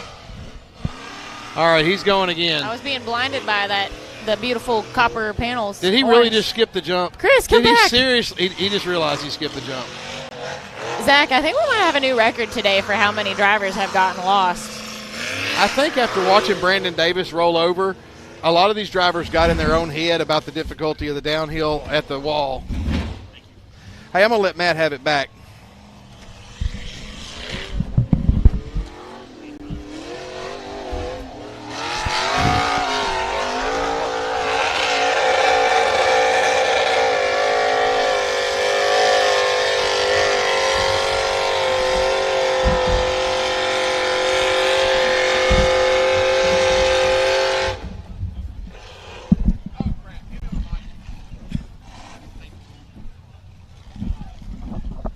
So, what was Wade's run like? Welcome back, Matt. Well, the most. It was everything all you thought it weekend. would be. All weekend, I've been saying how excited I am to watch it, and I missed it. Chris Grigg letting her eat.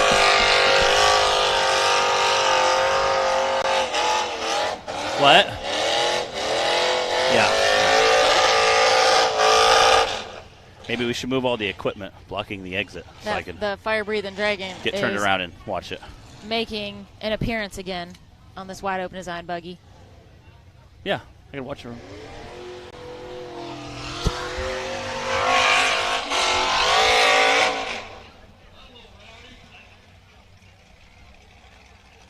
Chris first started racing with us. Look, Wade Good walking up to the booth here. A much different vehicle than what he's brought out this season. So, what was it like? Let's watch Chris's run, and then we want to hear all about it from Wade. You can see Chris down there in some of that muck that a lot of drivers have had to clear through today. Looks like he's going to be pulling off. Oh, weird, he's broke. Broke a front driver. Oh, no. That's not good. About that. Hey, do we have Wade's replay we could just run back? No? Okay. Wait, his whole run, you mean? Yeah, I mean. What run? 62. It's all right. It's all right. Pretty good. It's okay. Dude, you were hauling. Still shaking. So what was it like? I don't think you could ask for any better. Yeah. I mean, felt good. How does it? Third time I've been in the buggy. Well, you have obviously raced a rig, the old rig you had, the Misfit, Yep. and did awesome with it, Yep. and it was a great buggy. How does this buggy feel improvement-wise to the old buggy? It's way better. I mean, it's only gonna get better with time. Yeah. So it ain't. Wizzo did like a base tune Yep. in the shocks, and then no one drove it. Okay. So I've been working with Wizzo Yeah. on the side, calling him, tuning it, and that better. And you seen what it did off just a three times driving it. So yeah. Oh, I got, like I said, the teaser videos were just incredible. I got to see. You know, we didn't even show the good ones.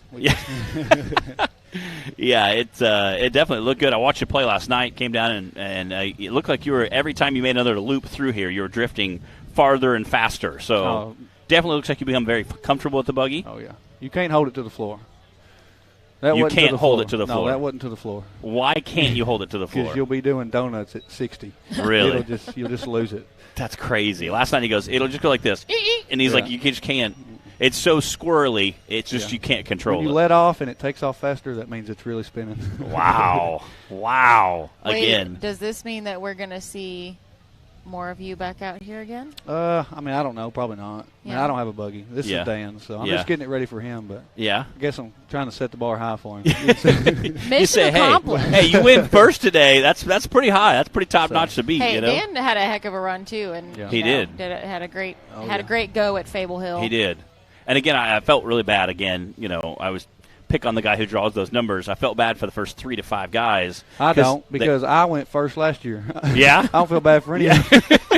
See, things just even out. It does. I just felt bad for the first 3. Like, Schuessler, watch him literally fling mud all the way back to the spectator area almost, you know. No, I do hate it. I'm just kidding. You know, you hate to see guys, you know, those first couple guys that really get in there. I mean, they brought in an excavator this morning and piled mud foot and a half high. Yeah, we was playing on it. We could have backed up it yesterday. Yeah. Again, so you just hate to see those first 3 or 4 guys that, you know, really had to kind of clean out the way for the rest of us. And people don't understand how much drawing order matters. It does. It does. Some parks it don't matter, but here, right? I agree. You want to go last. I don't care, rain, snow, whatever. I think that, well, I'm kind of in the old school mindset of I like to go last because you get to see a lot more buggies go, and a lot of those rough peaks get smoothed out so you can set a much faster, much more consistent run. Yeah. Now we've seen on the other side of that, we've also seen some guys have things get rutted out really bad. The last 3 guys couldn't even attempt a course, you know.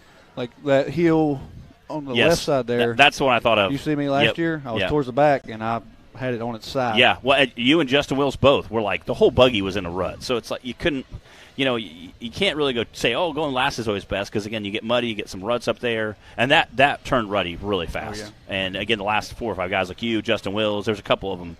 I mean, like, those last 3 to 5 guys, really, just they're like, why are we even trying this, you know? Wade, what do you think about all the DNFs that we've had? We've only had 2 completions. I ain't gonna lie, I wasn't expecting that. Were you expecting? I mean, I don't think anyone was quite expecting that. I figured 1 or 2.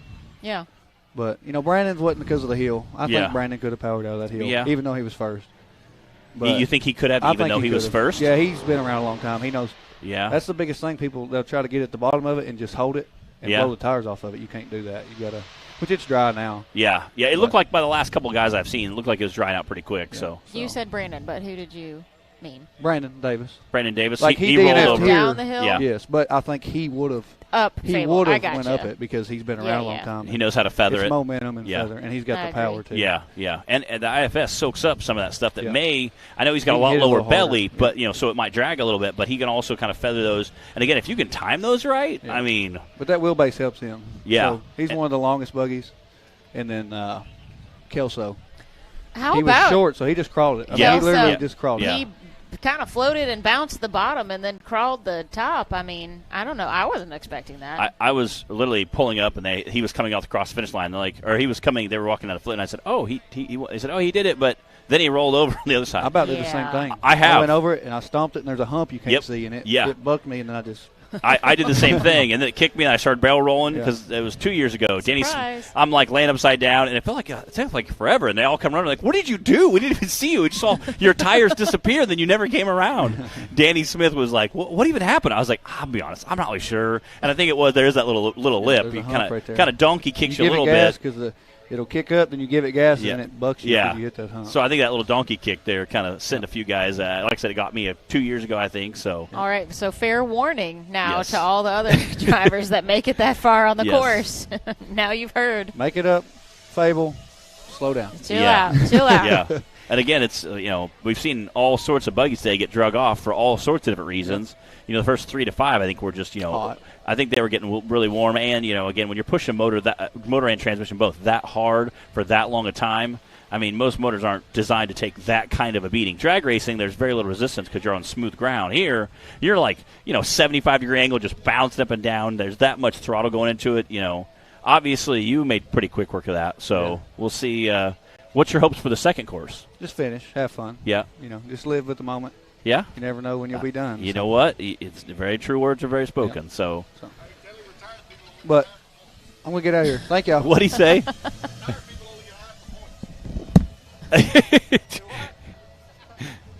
Oh man. Let's get these out of there. Yeah. We do appreciate the Hoeckele Bakery, though. We absolutely do. All right. I hear somebody on the starting gate. There's 4 or 5 that are super antsy to get out there. I know Colby Reich was sitting over there ready to Tyler go. Young up next. I can't tell. Just watching Grigg roll his tire up the hill over here. It's the new CrossFit workout. Can you roll a tire up the hill? I have been loaded by that excavator at this park more than once, so I can't really say much. So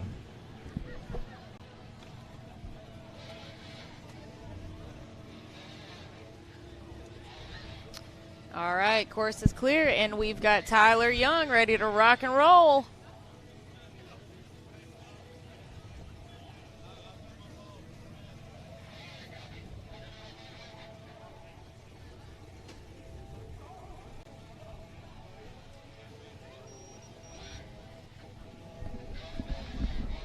All right, Tyler Young, where clock is hot.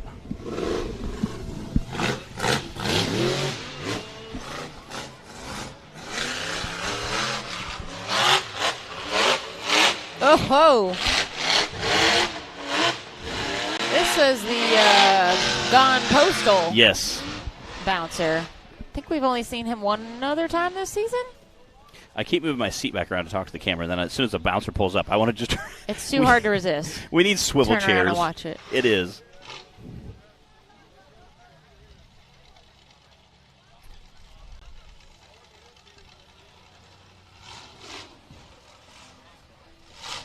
Super awesome bouncer there. Again, definitely making quick work. His hand to that far right side.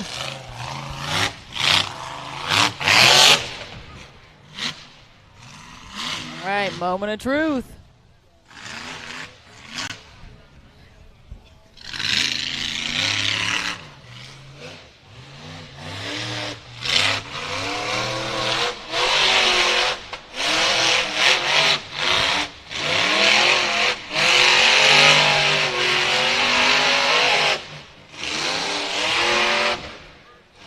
Uh-oh. Oh, I see a tire. Flat tire, it looks like.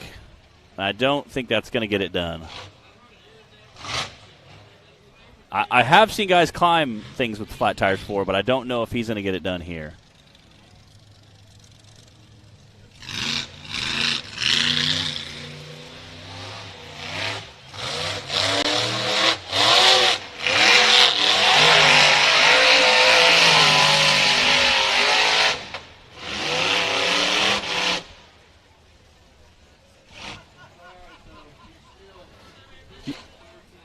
What? Oh, I didn't hear you. You can see a lot of our course workers down there keeping a close eye on what's going on.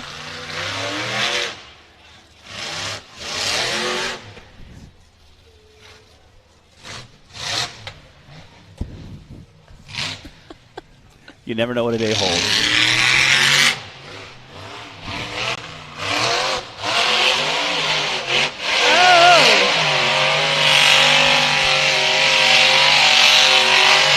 Ah, so close. Man, Tyler is not ready to let this go easily. He is not. Man, dang it.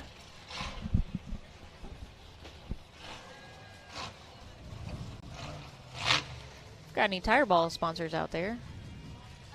We got a great candidate for you. Yeah. We have a few guys that could use those.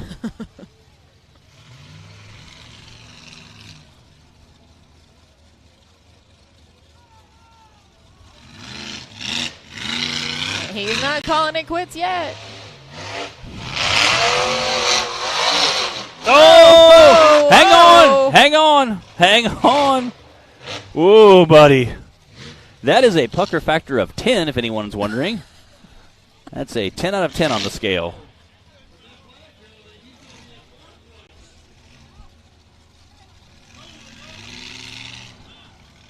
Again, this buggy has won the King of Hammers shootout before, so definitely a very capable rig, but Cable Hill is its own monster by itself.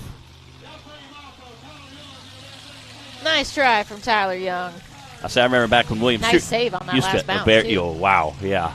I remember William Stewart used to run that buggy and definitely had no problem hammering it down here.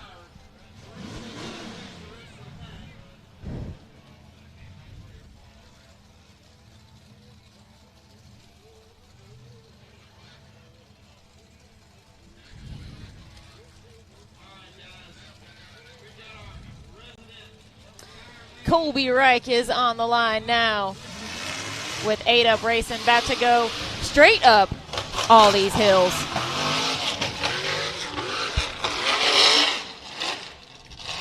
He's already had to do some fixing on the buggy this morning. He was actually set to go third in our lineup. Glad he got everything working. Would hate for him to have to miss out on all the fun. Oh, yeah.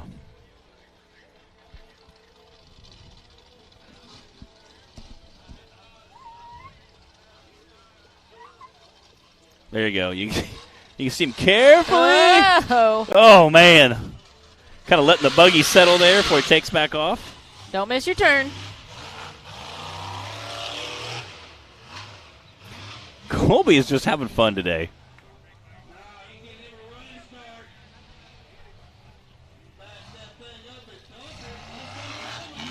Yeah. Yeah, if anybody could finish right now, they're already in third place.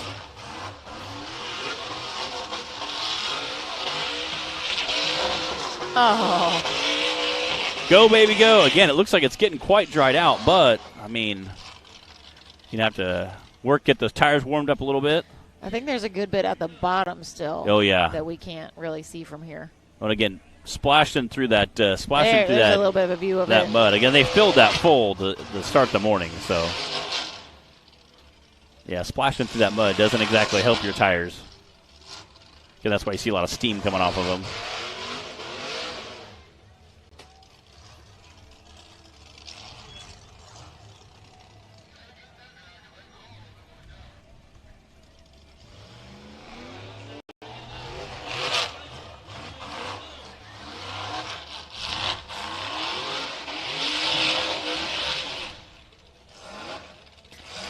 How about the fact that our UTV Bounty class is going to be hitting this course next?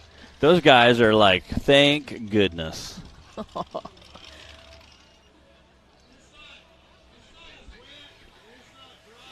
Yeah, thank goodness. Those guys are like wishing that they did not hit this first.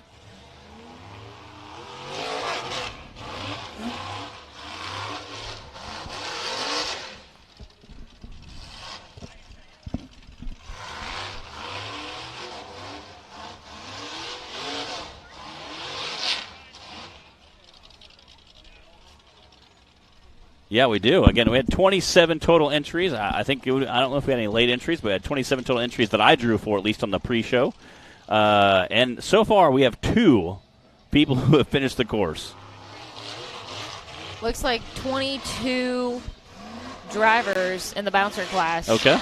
That we ended up with today.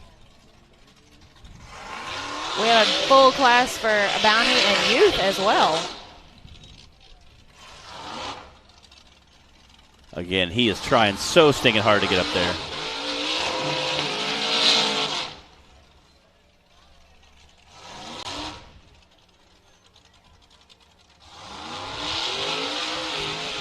Come on, go, baby, go. Come on, Colby. There we go. Oh! Straight up. Still wheel standing as he leaves. What is at the top? Okay, there we go. All right, easy does it. I hope he was listening when Wade was up here talking with us. You can see him. He came to a stop. There he goes. There we go. There you go. Very smart move there.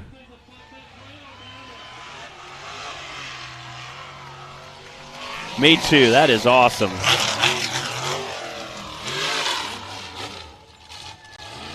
There we go.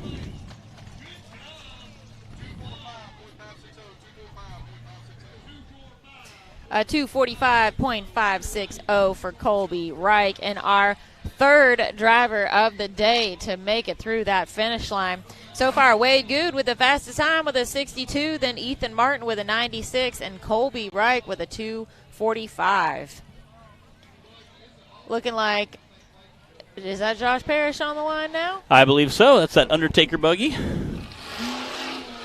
All right, I'm excited to see this one. I am as well. Undertaker's all hand controls, right? I believe so. Yeah. Just not to add another challenging element to the race here. So this is Randall Key's buggy.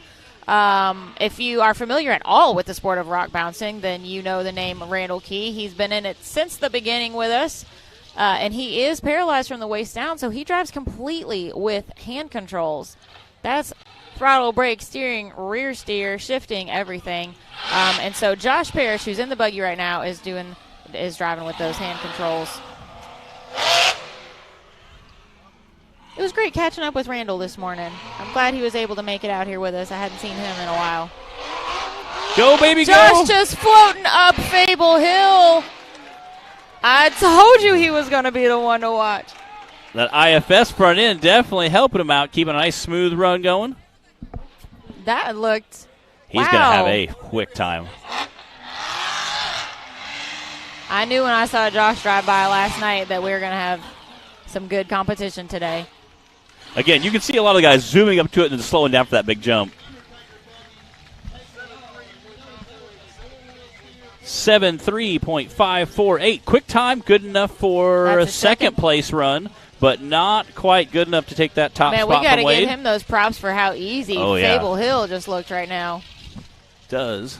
That means Wade Good, Josh Parrish, Ethan Martin, and Colby Reich. That's your only four that have finished right now.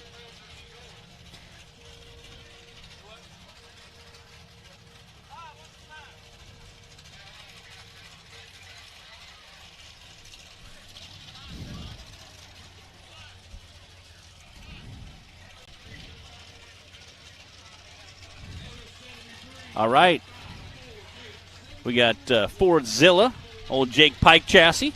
Jake used to race with us. They're coming out of Wisconsin. I got to hang up in their neck of the woods a few weeks ago at Crandon. This is Nick Wright out on the course. Wisconsin, man, that's a ways to go. It is. Like I said, I got to hang out in their neck of the woods for the Crandon race a few weeks ago. Got to hang out with them. They also have a county fair that they do a race at called the Midwestern Rock Bouncer Shootout. Oh, no! Oh, no! No! Oh, that's the same spot that got Brandon Davis. Caught right there. Dang it, you hate to see that.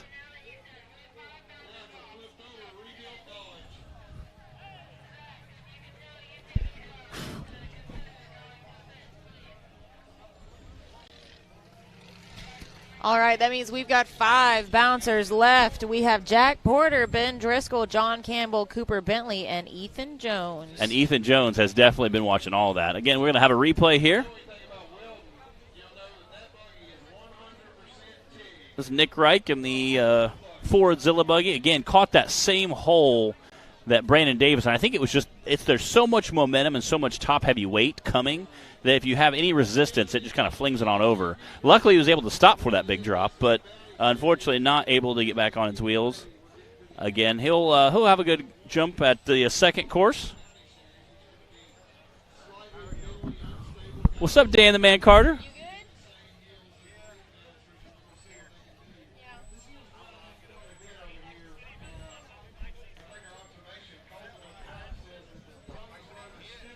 All right. We're going to go to commercial. We'll be back right after these messages.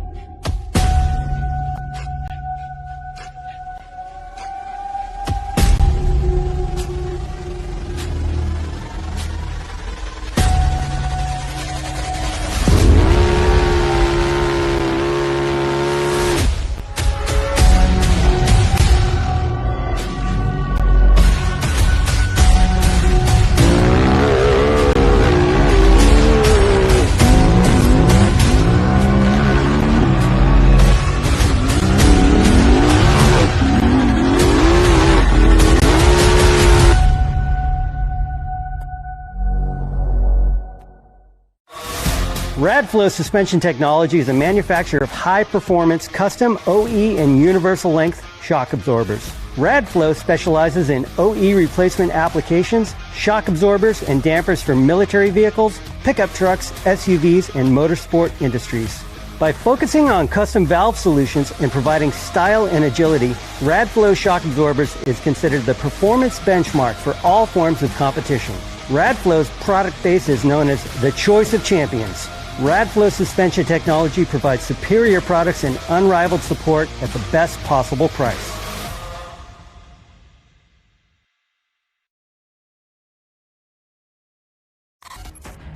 The Mickey Thompson Premium Mud Terrain is on the road and full of undisputed attitude. The Baja Boss MT. No compromises, ever. We are purpose-built tires for truck and Jeep enthusiasts everywhere. All mud tires are not created equal, and here's the proof. Powerply XD construction, asymmetrical tread design, extreme side biters, and more. Find your tire size today at MickeyThompsonTires.com. What you want, what you want. No matter where your ride takes you.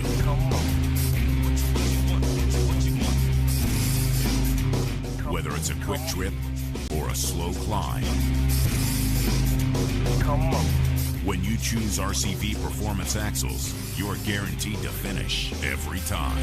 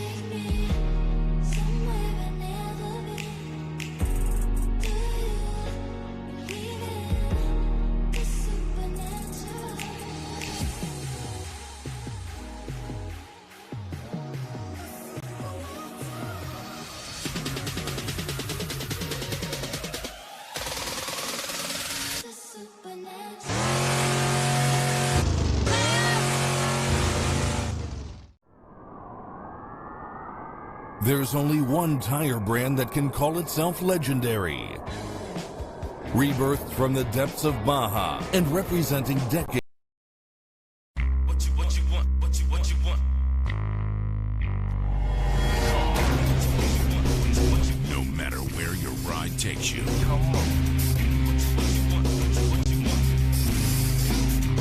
Whether it's a quick trip or a slow climb. When you choose RCV Performance Axles, you're guaranteed to finish every time.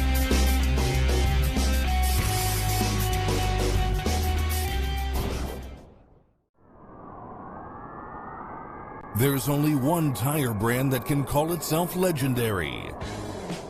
Rebirthed from the depths of Baja and representing decades of racing heritage.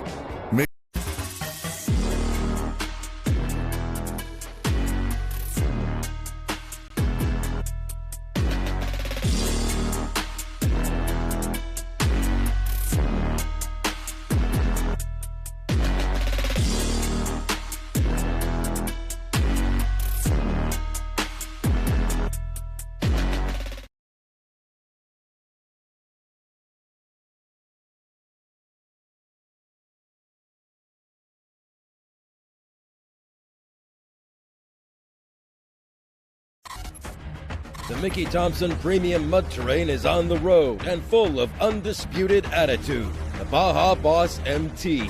No compromises, ever. We are purpose-built tires for truck and Jeep enthusiasts everywhere. All mud tires are not created equal, and here's the proof. Powerply XD construction, asymmetrical tread design, extreme side biters, and more. Find your tire size today at MickeyThompsonTires.com.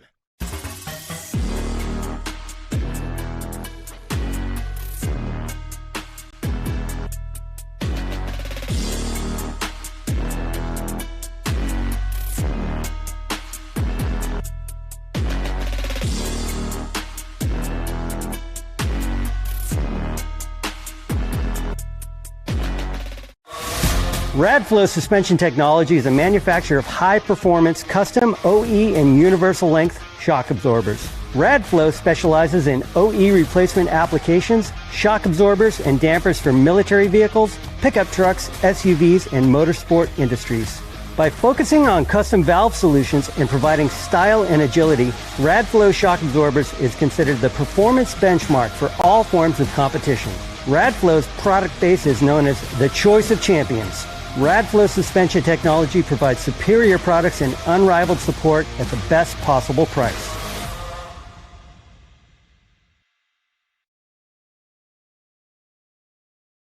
What you want? No matter where your ride takes you.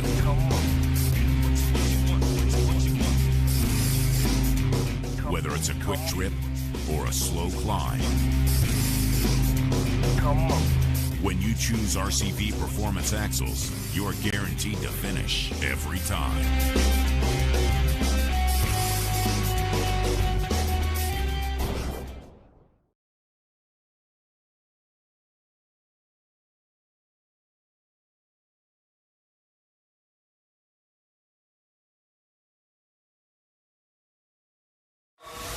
Radflow Suspension Technology is a manufacturer of high-performance custom OE and universal length shock absorbers. Radflow specializes in OE replacement applications, shock absorbers, and dampers for military vehicles, pickup trucks, SUVs, and motorsport industries.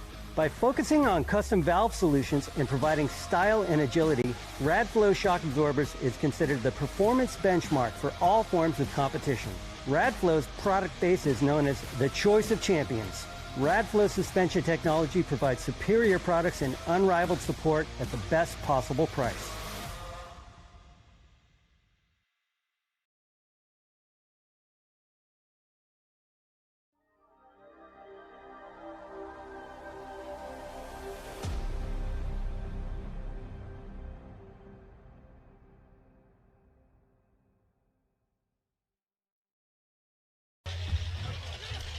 All right, everybody, we are back. We have got Nick, Reich, and Fordzilla recovered off the hill with that very unfortunate rollover. Man, right in the same spot as Brandon. But we've got 4 drivers left. I believe that looks like Jack Porter down there on the starting line. He is going to be our next contestant. Right now, it's Wade Good, Josh Parrish, Ethan Martin, and Colby Reich in that order. Those are our only 4 finishers in the bouncer class currently. I was like, those aren't the top 5. That's everyone. That's all of them. And, oh, man, let's see. 1, 2, 3, 4, 5, 6, 7, 8, 9, 10, 11, 12, 13 DNFs. Wow, I like the 13 number. Of course you do. I see all of our side-by-side guys. Number. All right, Jack Porter about to be a Jack Attack on Fable Hill. He had his the Venom buggy out here displayed next to the merch trailer yesterday. Looking good, sounding good. Yeah, well played, well played. Uh-oh. That's not good.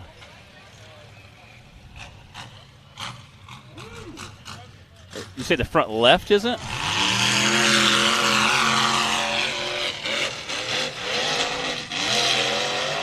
Oh, it is not. Definitely not pulling. Jack doesn't need all 4 wheels for this.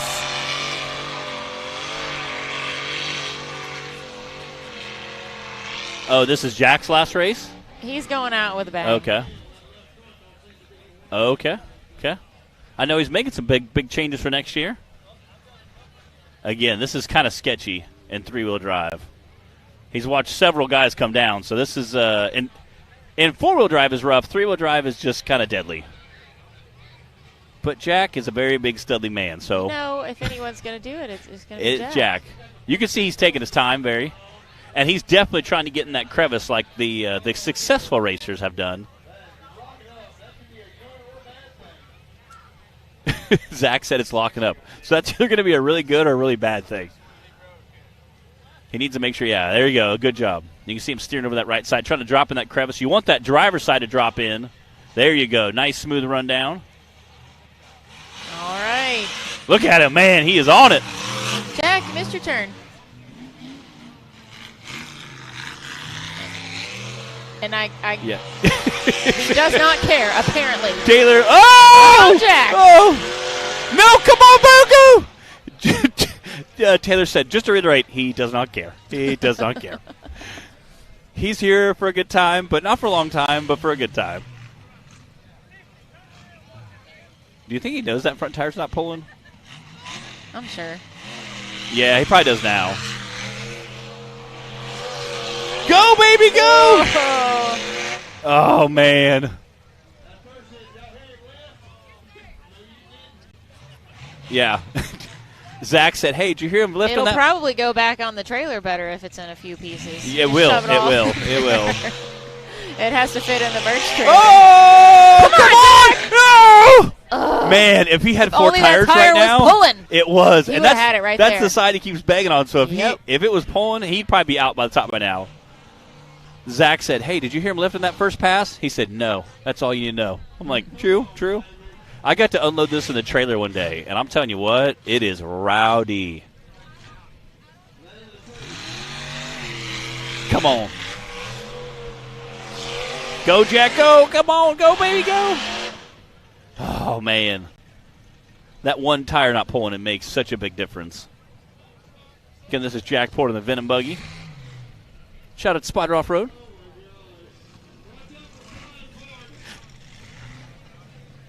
They're one of our series sponsors. Man. He's done. What was that flung off over to the side over there? You know, I'm not exactly sure. Oh, that front tire looks like it might be hanging a little bit as well. Oh, man. Good try, Jack. Yeah. You know, flat tires, broken axles. It's been a day. I feel like we're wrapping up. I feel like we're wrapping up the end of the day. That's the feeling we have. Yeah. And we're not even halfway through. Like, I'm gonna need some caffeine, Matt. Dude, it's gonna be a great day. It's a great day of racing here. Who brought the Red Bull? We got Ben Driscoll on the line right now. I think we have 4 bouncers left. We got 3 left, and this is only round 1. That is a very bright neon green color.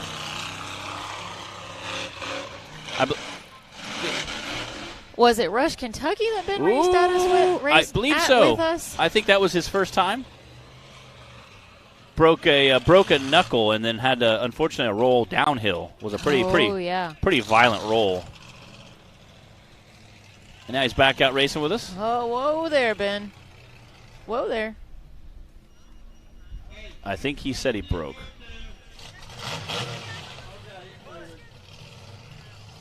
Yeah, he's going to pull off.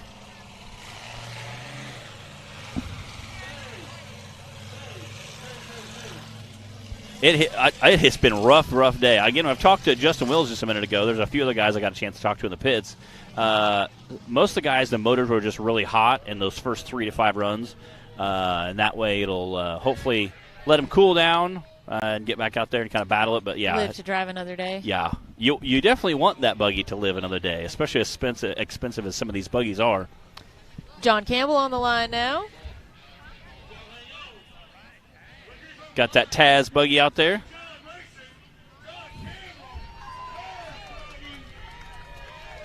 You can hear that he's got a whole crowd section cheering him on. The crowd goes wild. Yes, that turbo.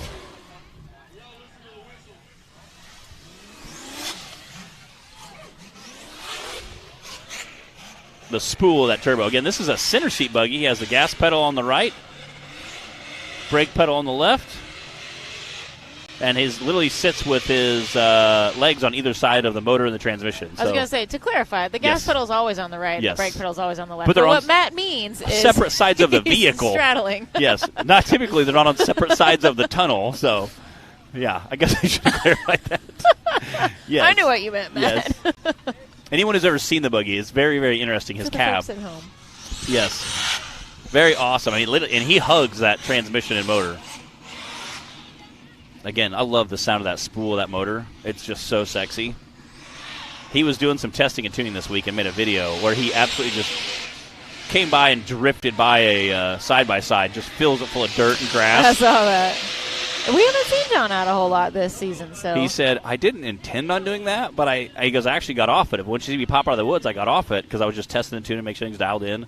He goes, and I saw him filming, and I went ahead and got back into it. He goes, I did not mean to dust him out that bad. He goes, it was an accidental drifting, you know. Come on, go. Right there. Come on. Dude, listen to that motor rip. Yes. Yeah, normally we're wrapping up course 1, almost to course 2, and we're still a few drivers out. And we still have UTV class to go, letting the course dry out as best it can. Come on, John. There! Oh, man. You can see it get high-centered for a second, kind of drift back down a little bit. There Come it is. on. There's still a ton of mud man, right there. I thought. Okay. There he goes. Break free.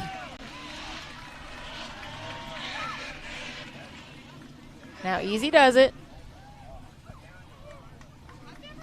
Yeah. It's only funny hearing someone go, yeah, all right.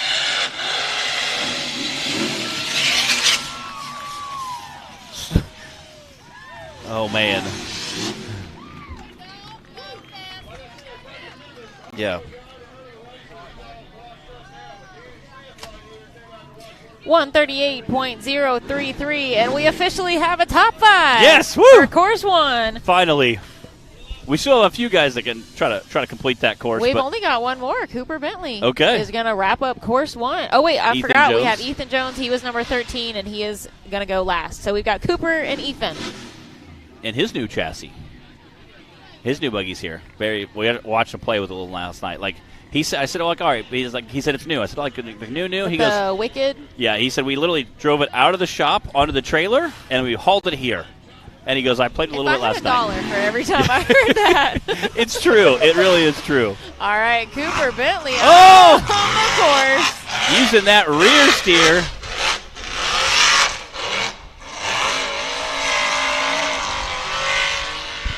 Say Cooper added that rear steer a few races ago and definitely getting very comfortable with it. Gotta love some rear steer. Makes for very nice cyclone donuts. It does. It does. Ooh!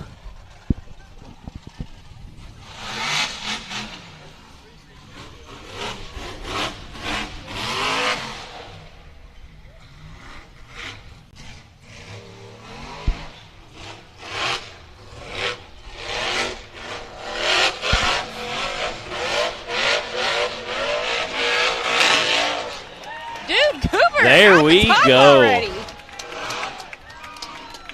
Attaboy. Okay. Yeah. Chill out. Oh, right there. Halfway down, you can see that rear end donkey kick just from our angle.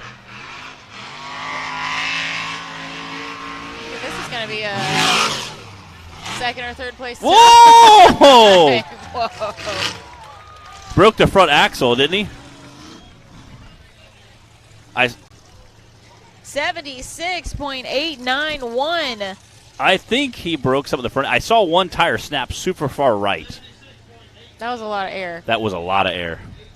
That is a third place time right now for Cooper. Wade Good still in the lead with a 62, and then Josh Parrish with a 73, Cooper with a 76, Ethan Martin with a 96, and Colby Reich with a 245.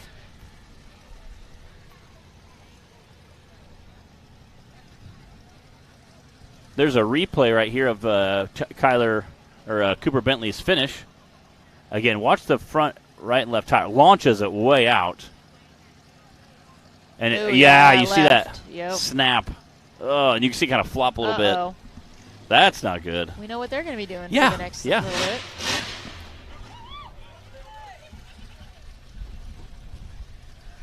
All right, Ethan Jones is going to wrap up course 1 for the Brannick Motorsports Bouncer Cup.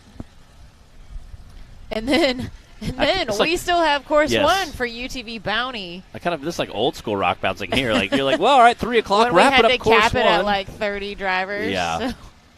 I think we had like 36 or 38 one time, and it was a long day. That was a lot of racing. It was a long day.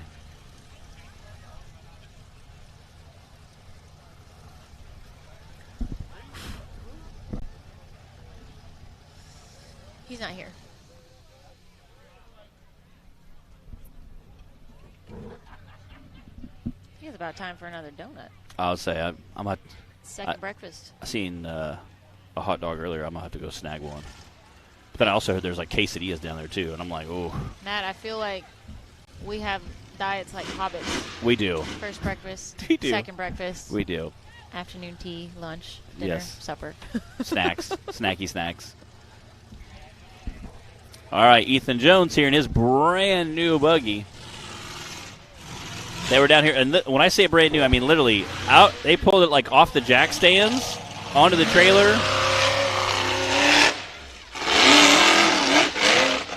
Well, it looks pretty neat.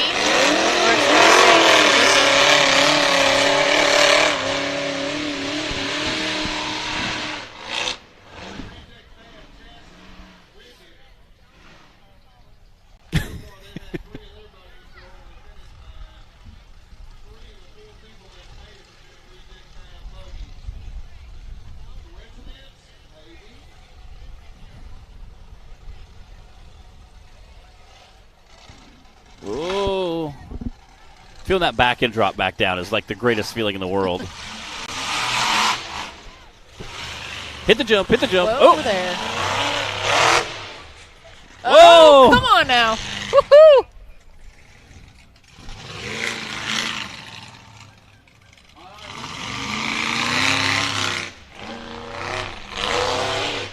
Go, baby, go.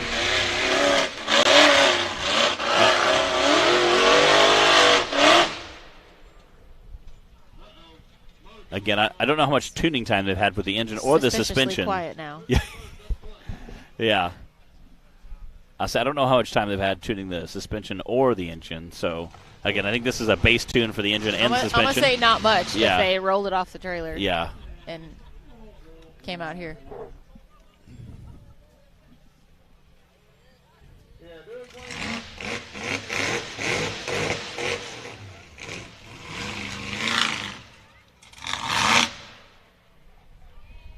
You can see it's creating a little compression, it looks like.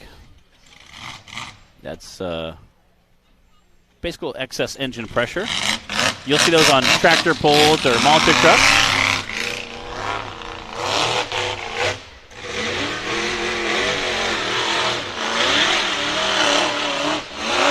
Oh, come on, come on! There you go. And he hit the brakes.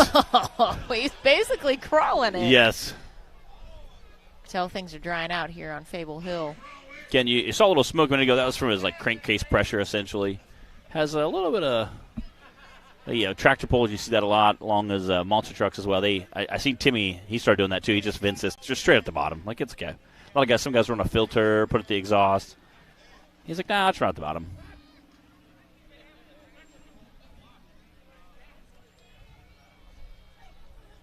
I was trying to hear if he's trying to crank it or not. Say, come on now. He made it past the hard part.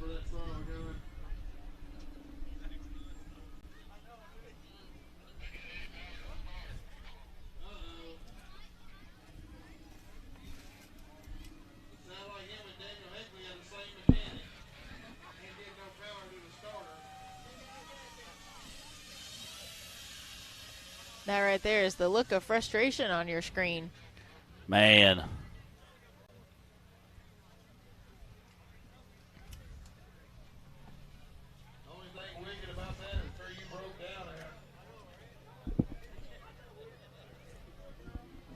Oh, we do have 6 times. I was thinking, well, we have enough for 5. We have 6 times now. We've got 6. I said Ethan Jones still could pull out a time. Again, he had that in 13th spot, so it's really nice 13th choice. You get to choose to go first, last, or in the 13th spot. He said, I'm going to go last, which I think is a very wise decision. Obviously, Cable Hill has dried out a big amount, so that's important.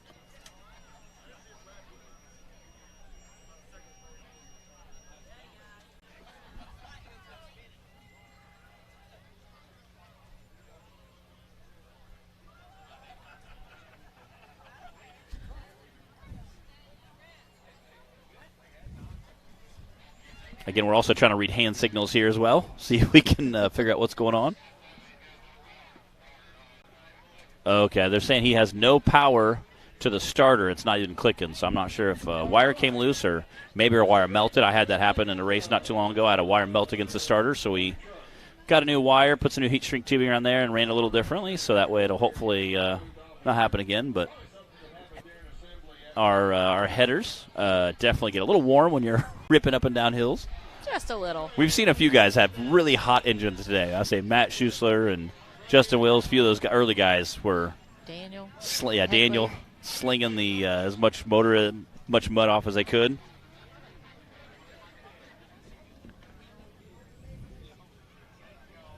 Man, you hate to see that.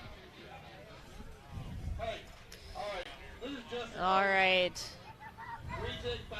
I think Ethan is going to need some recovery assistance. Hey, for a first run, though. Awesome. In the buggy. And technically, he climbed Fable Hill. He did. He is at the top. Wait. I think that Colton helped him, though. Colton Hoback on recovery at the top of the hill up there. We'll see if he turns right or left.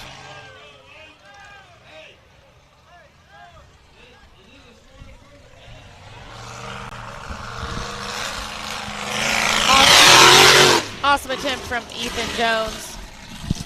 Still getting the kinks worked out of the new buggy. So that means we have wrapped up course 1 for the Brannick Motorsports Bouncer class. Taylor, do we have a leaderboard? Did you get all those DNFs put in there? That was cold. Yeah. Well, we were stoked. We finally got a top 5. All right, again, this is our first course. I know it seems crazy that we're still on our first course today. We just finished Bouncers. We have side-by-sides to go. Wade Good claiming that number 1 spot at the top.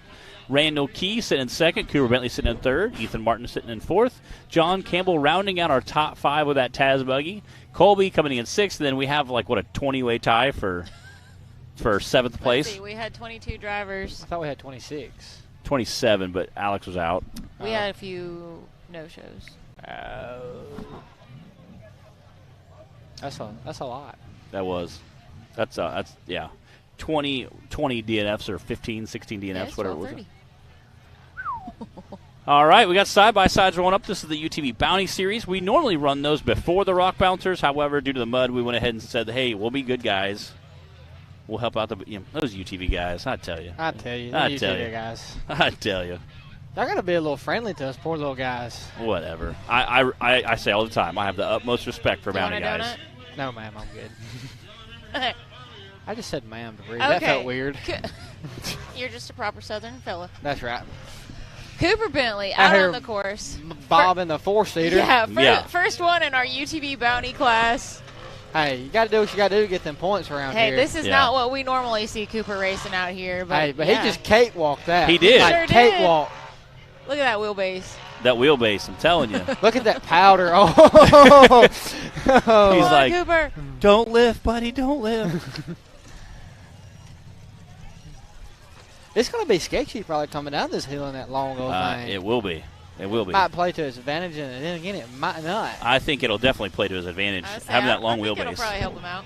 Bree knows all about them long Oh, bills. Yeah. Oh, look at him. He's going to play it smart. Oh, Cooper. What you doing there? This is an awkward situation. It is. But you know what? Oh, I see what he's doing. I got it. This is kind of like the old way you used to go. Yeah. Wait a second. He's got it. Okay. He's going to back up and points collecting racing. Hey, yeah, I hear you. Points collector. I hear you. Points collector. Hey. Oh, he had to cut it off. Power steering went out. Where is he at in points for the Bounty Series? I don't know, but clearly he's pretty good somewhere if he's going to do this. Yeah. I tried getting him to just go out there and just, because that's his dad's four-seater. Oh, my gosh. I tried getting him to just go out there and, just send it. Blast everything, but. I don't think Aaron would have appreciated that. Yeah. Aaron wouldn't have had a choice when he was out there. Oh, yeah. Look at there. All right. Let's see if he hits the jump. Let's see. He's going to hit it. Oh, yeah. Heck yeah. There you go. That's sailed right over it. Again, trying to stay out of that mud as much as possible. I would say that was a moderate send. Yeah. Moderate send. You got your full send, your moderate send, and your conservative send. I would say that was a conservative send then. Yeah, that was a moderate send. No, I'm going to give it a conservative. His back tires cleared pretty good.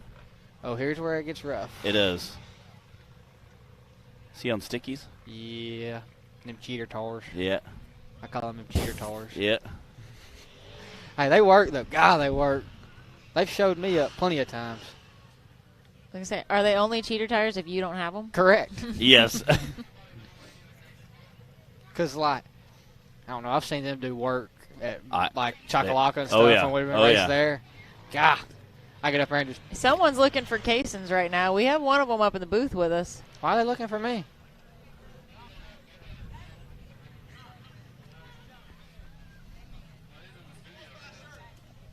Oh. Okay. I'll be right back. I'll be right back. Got to go say hi to your fans. That was Cooper's attempt at Fable Hill. Again, he definitely his points. Did not want to break his dad's rig. That's right.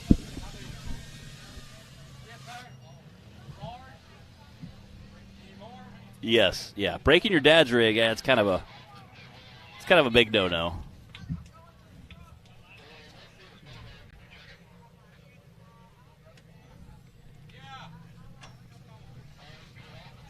Alston Tidwell on the line now.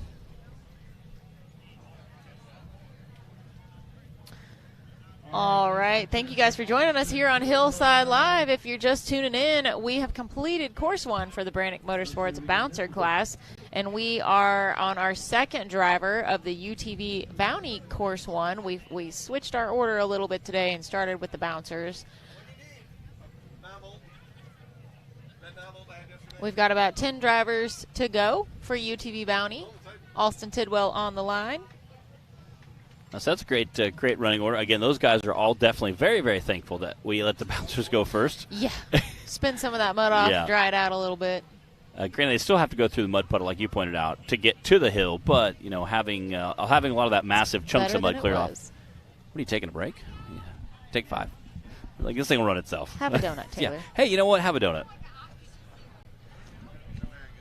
They are. They've been sitting in the sun. They probably taste like they just came out of the fryer now. They probably do. Are they soft? They're soft. I want one so bad, but I gotta wait. They were a little hard this morning, but they were also like frozen, and then they were very cold. Not so frozen anymore. Leave them in the hot sun for a while. I'm sure they'll lighten up.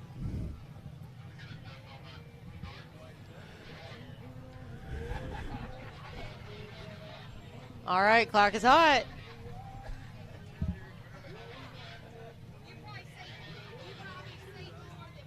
All right. Course is clear. Clock is hot for Alston Tidwell. Again, these guys are just trying to get through the course, get some points.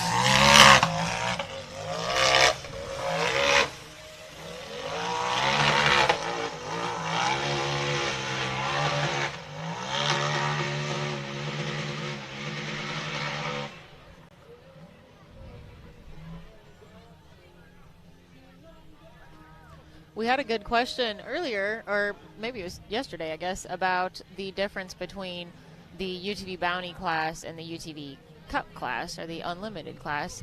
And that is that the Bounty class runs the same exact course as the Bouncers do.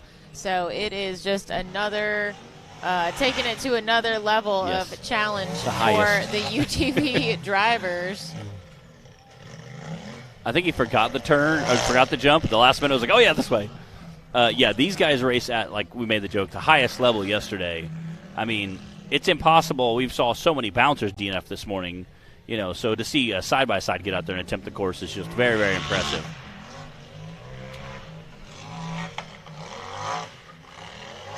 Look at those little tires trying to get up there. That's a big difference from the bouncers. Trying. Again, these guys have such a great power-to-weight ratio, which is awesome. Unfortunately, just, don't have the ground clearance, don't have the tire size.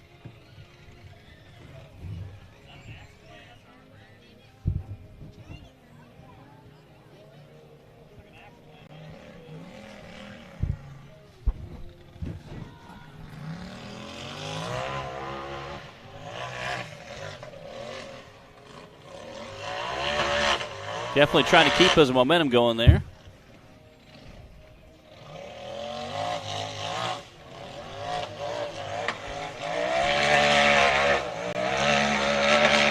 Is that an air filter that just fell off? I don't know. And rolled down the hill? Maybe? You don't need no stinking air filter. Oh, no. That happened to somebody yesterday, too. Yeah. It's never a good sign. What's with these ejecto air filters? It's never a good sign when parts are rolling down the hill off your vehicle. Especially if you're going forward and they're going backwards. That's never a good sign. And we've all been there. We've all seen parts of our buggy going the opposite direction. Yep. I wonder if he has seen it up there. He just about ran it over. Yeah.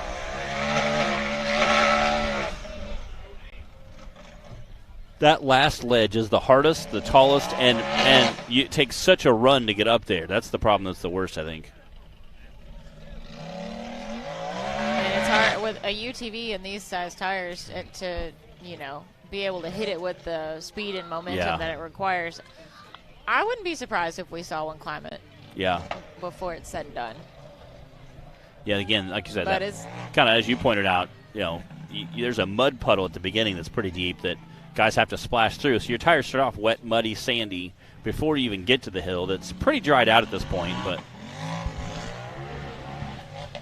I mean, we've got the right lineup to attempt it though. Austin Tidwell is out there right now. We've got Casey Howell, Madison King, Daniel Callahan, DC Thompson, Josh Krapinski, Wyatt Wilson, Kyle Risley, Nathan King, and Nathaniel Bell still in the lineup. Just smoking those tires off. Trying to get up there and get that 1 inch farther. Almost.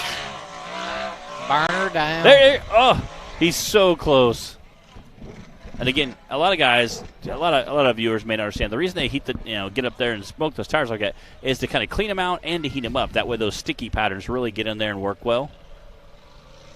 Oh, hey, did you bring us a sandwich, bro? What's up with that? No, I didn't bring you no sandwich. They look pretty good. Just saying. I can't do it all. I've been running around like a chicken. Broadcasters have to eat too, okay? I've been running around like a chicken with my head cut off. Oh, really? Really? So, I've been working. Right.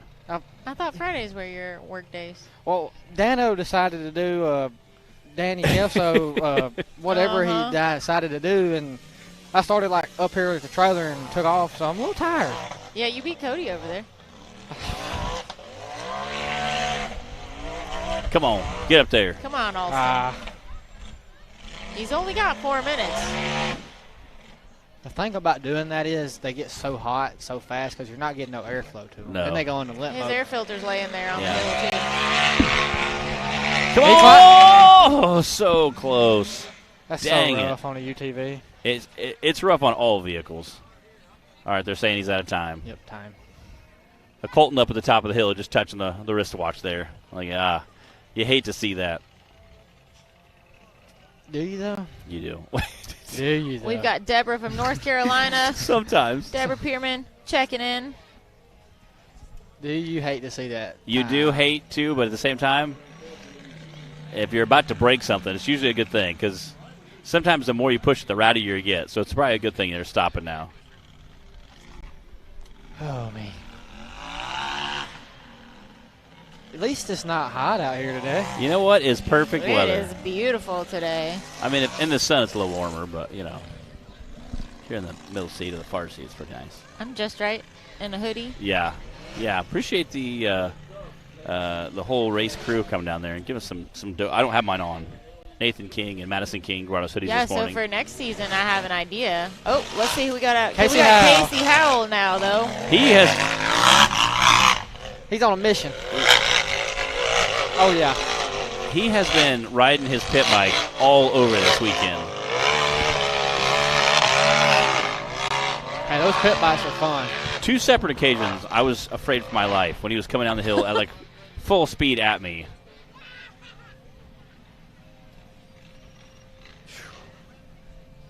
Again, the only 2 buggies so far today that we haven't seen drop to that far right side have had issues. So that's so sketchy when you drop that tire in there. It is. Because it could dead hook it at any second. And that's a long way down. Woo, woo.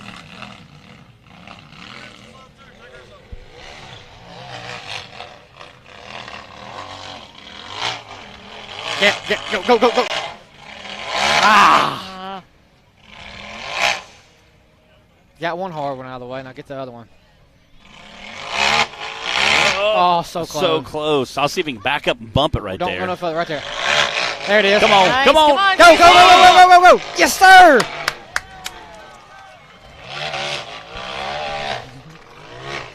Ooh, easy there. Yeah. Right. Easy does it. Yeah, once you get about here, you want to just, like, carefully. Hey, what is it from right here, though? Y'all are slacking. What? It's all downhill from there. Oh, my goodness. Y'all are slackers. Technically, he has to go back uphill. But that's a downhill. That's true. He has the next thing is a downhill, yes. Hey, would Cooper tear up on his front end? When he landed. I know what he did. What he braked. Wait. 110.303 for Casey Howell. We saw that we replayed it because we had a camera on that side. We replayed it. You can see his tires snap. All the bolts that hold the tire out on the axle, on the knuckle, it sheared every one of them off. They have spare bolts or what?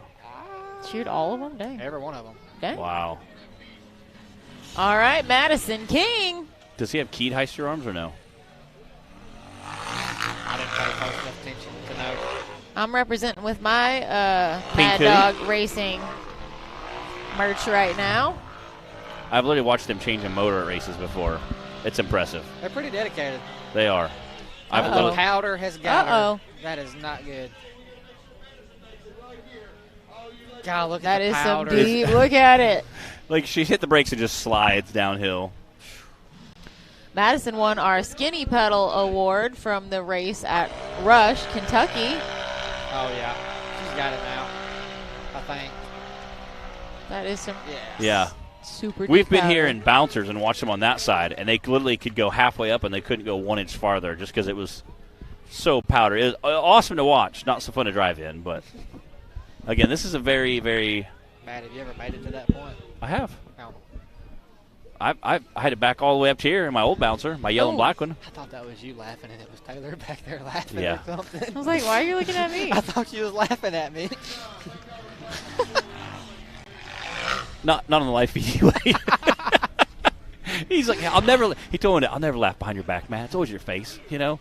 I'm like, I mean, I appreciate his honesty, you know? Oh, let's see if Madison. Come on, Madison. Fable. Come on. Look at that, carrying the front wheels in that first jump. Yep. Go. Ah, little bobble. You can see her dad right in front of us down here in the headset on. Just kind of talking her, walking her, and...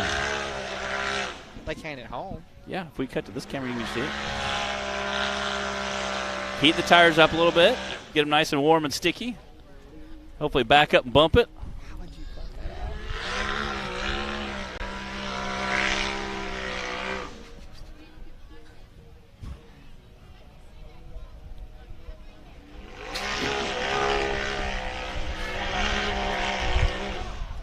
out? So close. We should point out, too, that Madison is our only female driver representing out here this weekend. Definitely a shout-out to her, as always. She races the Cup class and the Bounty class as well. Her rig does double duty sometimes. Sometimes. She races every weekend. I'm at double duty. Sometimes I've seen a brother race it, too. Oh, double duty and Bounty. Okay. Yeah. Oh, she's got it. Come on. There it is. Out the top. Atta girl. Man. All right, Madison. It's all downhill from here. Thank you, Bree. There, you happy now? Thank you, Bree. Look at that. Dad joke activated. I feel like since I'm the one that said that first anyway, Clay can't take that from me. There we go. I had to because you. All right, slow up. Oh, man! No! Oh, man. Oh, she's okay, though. Yeah. She still got a time. 192.688. I think it's still running. Holy smoke. They're going to try to flip back over as quick as they can. Yeah, she's okay. She's good. Wow, what a finish. I'm pretty sure it's still running. No, it's just a little bit of oil burning out there. Oh, maybe. It's okay. I was like, I hear something running. I was like, I'm pretty sure it's still running. 192.688. That was some serious air. She actually won a Skinny Pedal Fab Award this weekend. Well, there's another nomination. So I'm like, she might be getting another nomination. She's like, let's just. Here we go. Here's our replay. Launched way out there. I mean, launched way out there. That's a hard hit. That is. It sucks she broke a tie rod, but the good news is that broke that arm too. Luckily, that does soften the blow a little bit to you and the chassis. Yeah, it gives a little bit of give. Yeah, a little crumple zone there. You hate to break parts, but, at the same time, it's that crumple zone, gives you a little bit of play there. Helps reduce the wear and tear on your body and maybe the chassis. Oh, yeah. We've seen Madison down there talking to her, so. Well, yeah, she won her Skinny Pedal Award because she launched it in three-wheel drive. She tried to run the whole course. She did. Not just three-wheel drive. She only had three wheels attached to the buggy. Yeah, the whole. A-arm, everything gone. It was great. Yeah, nothing. That was a shot. Yeah, that wasn't a shot. Then they ratchet strapped it down in the back corner to hold it, and then finally what got her was the ratchet strap broke, so then it was digging in. But definitely. First time I ever seen that. Yeah, I was impressive run. For sure. Yeah. Yeah, and if you guys missed it, you can go back and rewatch that compilation video from that was our race at Rush, Kentucky. And where can they find that, Taylor? Rock Racing TV YouTube channel. Yeah, very, very cool run. Again, hate to see that, but definitely won a Skinny Pedal Award for it, which is kind of awesome. Speaking of Skinny Pedal, we have one that we didn't announce yet, and I don't think he's here this weekend. But Brady McCreath won from our race at Hawk Pride. Heck yeah. He won Skinny Pedal Award. So he's got one of those awesome trophies from Jonathan Shepard that he'll be able to take home with him. Massive trophies. Yes. Like you have to have good wall support wherever you're putting that trophy. We're going to change the subject. There's a guy that just popped in on here. Yeah. He should be here. Yeah? Who? He's a little scaredy cat, I guess. Clint Garrison? What is he doing? I guess he's a little scaredy cat. I don't know where he's at. Clint Garrison. Yeah, where you at? Yeah, where you at? You're supposed to be here. He probably had a big job he had to go do. He's been working pretty hard lately. Can't believe he didn't show up. I see he also raced at I see him do pretty well at the Ride for a Cure. He did. Oh yeah. So out there battling away. I'm assuming that Clint will be at AOP this Saturday also for the bouncer race. Oh yeah, that's coming up this week. Yeah. Yep, that's next Saturday. He didn't even want to comment. That's rude. He will probably here in a minute. Give him a chance. That or he just logged on. He's getting everything set up in the skitzer so he can go work, do some jobs, and yeah. Oh, okay. Clint qualified first place for this race that's at AOP. Yeah. He raced, the qualifier was back in May. And everybody clapping it off. Madison's getting out of there. Good deal. It's hard to tell her in a neon pink uniform. It's you can always pick her out of a crowd. With neon pink underneath it. I mean, it's just. Yeah. Yeah, neon pink there. Can spot her. Pretty easy. I don't think you guys could hear that, but she got a nice round of applause from the spectators. She went a little big. I was, because we've seen a lot of drivers hammer up to that, and then all of a sudden they'll be like, excited. oh, wait, eat slow, because you have this long run, heading this way. I mean, she went. She launched out there. I will say that's the biggest air of the weekend. Oh, yeah. Yeah. Yeah. And I think she might have started to hit the brakes, so the momentum of the whole chassis rotating forward kind of sent her through the air. Dang wild thing. She is one that's not scared to get after it. She is not. Clearly not. Clearly. Yeah, that's a big sin from such a little person. She's like a $1.05 with nickels in her pocket, like she's very tiny. So to see her out there just full send it, hey, let's hit this at 60 plus, like we're having a good time today. I don't think I would hit it though. Again, we've seen several guys, and I'm always a little weird because they're coming flying up to that jump. You come in cooking. And then they slow up and they kind of just launch off of it. We've seen a couple guys, and again, they slowed down so much they barely skied over it. She did not let up as much as I thought, so.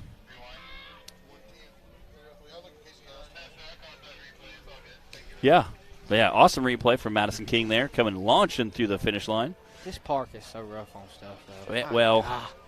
Where do we go that's not rough on stuff? It just seems like. I mean, really, every time we come here, though, it's just like more DNF. Is there a park that it is? And it's like right at crunch time. It's right at crunch time because finals is right around the corner. A week and a half away. And it's just like you work all the way up here, and then everything just falls apart. Did you break anything? I'm a lucky person, I guess. Luck's gonna run out. I don't think you broke anything. What are you complaining about? Hey, as long as you're... I feel for all these other guys. I know how it is. I would much rather break some stuff through the season and have a good finals versus be like Wade and literally on the last day have to, push his rig. What's he trying to say here? I don't know. Are you trying to say that I'm going to have bad luck? No, I'm just saying I'd rather have bad luck this season, have a great finals. But you've been killing it this season. That's why Matt saved his bouncer for finals. Yeah. Oh, yeah. After the 27 bouncers in front of me didn't make it, I was like, I'm a hard pass this, okay? I'm okay. You know how cool it would have been if you would have climbed it? I have climbed it before. Be a hero and just crawl. Yeah, no. Crawl you could have crawled it. Just see what happens. If the buggy gets running better, I probably would have. I thought about everybody afterwards. at home might not would have liked it, but you could have crawled it. Yeah, I'm not here for them. I'm here for me. Yeah. Tell them, Matt. What I was just saying is we love Rock Racing TV. Just kidding. Yeah. Matt has sponsors? I do. I got all kinds of sponsors, dog. He has more than me. I have zero. Really? Yeah, I don't have none. Bro, you got to step up your marketing game. I was talking to Mr. Davis last night about that. He said, we'd like to do some stuff. I said, yeah. Considering the only thing on his buggy is just giant letters, Davis Racing. Big letters. I don't have no stickers on mine. How come? Because I ain't got no sponsors. Bro, you gotta get if you can answer a trivia question, then you can have a Oh, there we go. Those are the only ones I have. Oh. It doesn't come with a sponsorship, though. Yeah, whatking the trivia question, though? I can answer. We need to come with a trivia question. Nobody ever answered it yesterday. Yeah, so we'll see if you know. Why is it called Fable Hill, and who first named it? Who first called it that? Who first named it? Yeah, who called it that first? Who named it? And why Fable Hill? Can I give a hint? Tiffany answered half of it yesterday. I mean, you can give a hint. No, you can't give a hint. Okay. I mean, I think I know it, but I don't want to say it so I'm dumb. That's the thing. Hey, and we had all kinds of great answers. We had plenty of other people trying to answer We had 40 answers yesterday. It was named, I feel like it was Danny or Bobby, one of them. That was one of the biggest answers we had. Danny Smith or Bobby Tanner. That's not it. And those would be two great answers. Anybody that races, can we get that much of a hint? No. They don't race? No, not in this series. Not in this series? Yeah. But they have raced in this series. You think about it while we watch Daniel Callahan running for Tyler Bradley.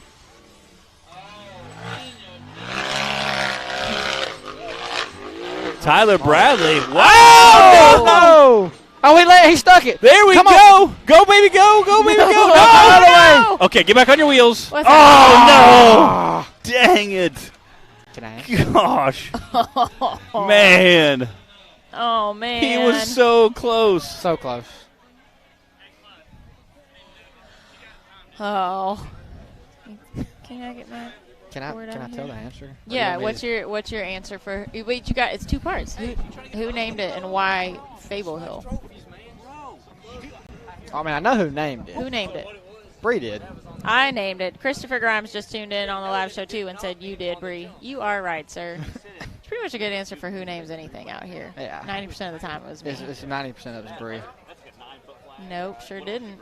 I did name Front Door Shootout. We never broke a shock before. Do you know why it's Fable Hill, though? Is this the fake Cable Hill? Fake Cable Hill, yeah. I mean, that didn't take a rocket scientist. No, but a lot of people couldn't answer it. So I asked what he broke. She said everything. Well, hold up. She broke. Yes. Who are you talking about? Madison King. Okay. Her brother Nathan King ran over here, and he said that she broke everything. Yeah, we're in a replay. Oh, I'm sorry. Oh, Callahan, he almost. Man. Oh, man. That was a little lick right there, too, on that one Dang tire. it. Well, Matt Taylor, was you got to let us know these things. I wasn't even looking at the screen. I heard him. I was watching Taylor. I had it. I just couldn't, talk about it. Man. Had a smooth run going there and was sailing fine. He was. There, like hauling. And just barely caught the edge of that berm. Had it saved, too. Saved. And then, but those concrete are so slick. When you get a little dirt thrown on them, and they just. And Everybody again, at home was like, just turn and come back down. Yeah. It's so hard to do It's that so hard. when you're in the cab. Just throw it in reverse. Yeah, it's so hard to do that when you're full on, like, tunnel vision, race mode. Not to mention, those divots are about a foot and a half deep up there. So those little Pez dispensers, as Bree likes to call it, that little concrete ladder. Candies. Yeah, the concrete ladder has a bunch of and it really does have issues there. Bree she kills me with the names she comes up with. They look like Pez candies. Look at them. They do. Tell me they don't. I concur. I like candy. You want me to be honest, or you want me to lie with you? Mm-hmm. I don't even know what that is. Oh, my goodness. What? Well, that's your first problem. Bree. You just have to believe me then. What year were you born? 2001. Okay. I'm a little young. Okay. Got Brantley breaking Brantley the beam here. Havens and Pinky breaking the beam for Dan Carter. Well, it would be so fun if he just mashed the gas and took off. He's like... Dan actually has 2 stunt doubles today. We've got Brantley out there right now, and then he's going to have someone else roll into the line. Ooh, special guy. On his behalf. I would die laughing if he just backed a little it. Later on. Just stuck it. Just wah, blah, blah. So Brantley races with us in the youth class. Mr. Cowboy hat himself. Yep, this will be his last season with us in the youth class.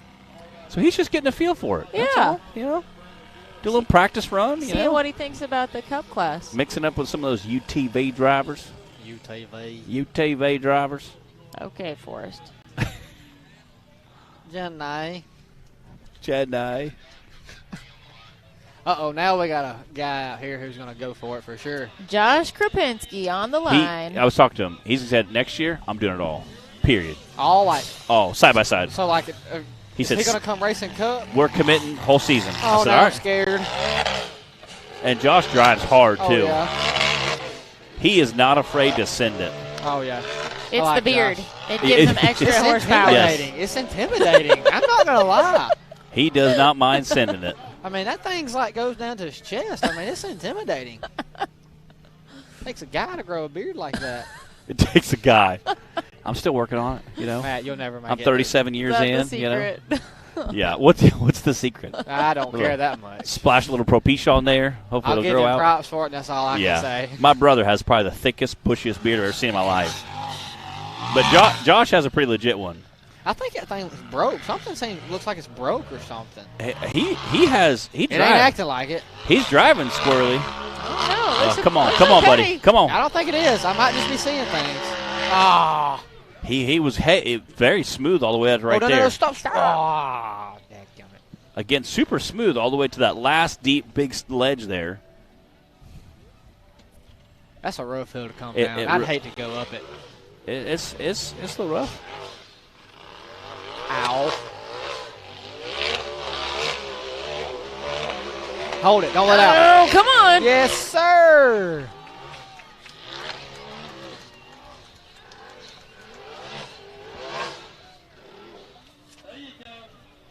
Oh. And that mud over there. Oh, man. It just swallows the tires. It does. Through it. Look at it. Whoa. Slow up. Let's learn from Madison. Man. Barely. He didn't learn much. Not much. 109.764 for Josh Krapinski. That is our new leader. Oh, really? Casey Howell in second right now with a 110, and then Madison with a 192. 1 second. Man. It's crazy to see, a minute and a half course, and we got times that are split by fractions of a second. But wait, there's more. Looks like we got Wild Wilson on the wild. Oh, boy. I messed that all up. Wild Wyatt Wilson. There we go. Say that 3 times fast. Who do you think gave him that name? Probably you. Yes. Wyatt is running for Dan Carter. Huh? Yep. 2 stunt doubles. I told you. How does that work? Oh. It's an exhibition run. Oh! The first one was. This one counts. Back up and just back up and bump it right there. It seems like they're hitting that a whole lot more aggressive this year than what I've seen them actually hit it. It's like they're just full-on sending it. In the old days, it was a little less lip, so you could come up and kind of skim it. Now it launches you into it, so you kind of got to bounce, launch in, bounce it, and keep your momentum going. I never would have thought that a UTV would have took it like it is with the holes that are in there. Well, it is, and people don't realize how deep those holes are. Because when I looked at it yesterday, I was like, I would not be hitting it the way they were hitting it if I was hitting it. I'm telling you, those holes will swallow a tire, especially a UTV tire. Yeah, they're kind of intimidating.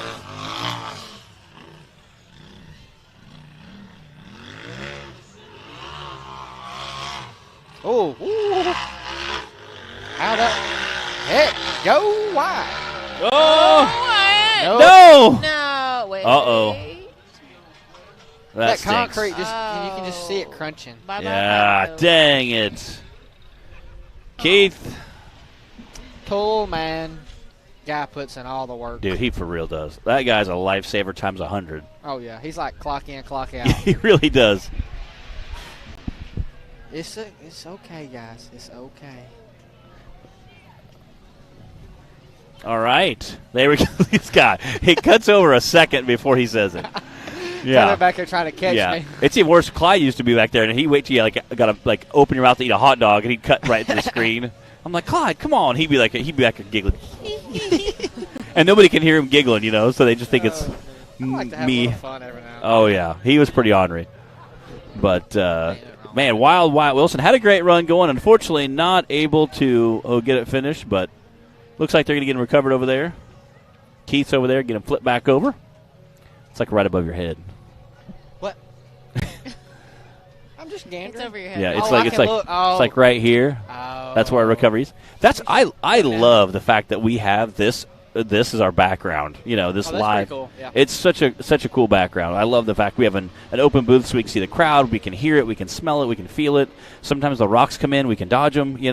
So yeah, it's just great fun. Yeah, yeah. When you're level, we like to be much higher. Like this is much safer for us.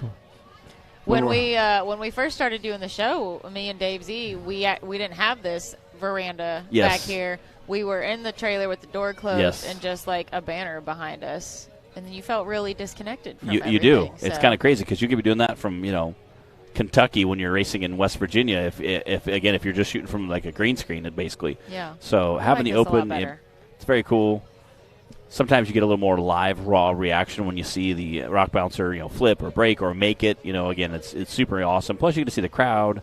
Again, we just like being the atmosphere. The atmosphere really helps create kind of the ambiance of setting the stage. Again, we got great weather today. It's dark in there. Yeah. What do you do? So I'm in the sun. I'm so we even have confused the at lights what's on. happening. Yeah. I don't even know what y'all was talking about, in all honesty. So we have 3 drivers left in the UTV Bounty class: Kyle Risley, Nathan King, and Nathaniel Bell. Once we get Wyatt recovered off the hill. How many we got left? 3? Well, I don't know anything about this guy. He's raced a couple times. I think he's raced like the Outlaw Series. I'm pretty sure. Okay, I don't think he's raced with us before. So we got three more. Yeah, you think? How many you think? I think Nathan King will make it. Who left? Kyle Risley, Nathan King, and Nathaniel Bell. I'm going to say one. One more makes it. One? Yeah. I'm going to go with that. I'm putting my money on Nathan King. I'm gonna give it 2. He's a full send kind of guy. He's going to rip it. I was repping his sweatshirt this morning, so I got to cheer for him. That's what I got to cheer for. I'm going to give it 2 people. I'm not going to say who, but I'm going to give 2 people. 2? Yeah. Yeah? 2 people. All right, what do you guys think watching at home? Like you said earlier, this course is claiming a lot of victims today. I got 2. Yeah, we've seen a lot of guys break stuff, pretty violently. This park's rough. So. And it's dirt until you get to the concrete. Until you get the concrete. Yeah. That's like flying through the air is great until you land and hit the concrete. Then it's not so fun. Yeah. So, what are you eating over there, dog? Clyde's over there having a good little snacky snack. Smells good. Did you bring some for the rest of us? Yeah, what's up? We're all just staring at it. Yeah. No. Clyde's over there enjoying a great lunch. All right. Well, let us get a commercial break in. We'll be back right after these messages.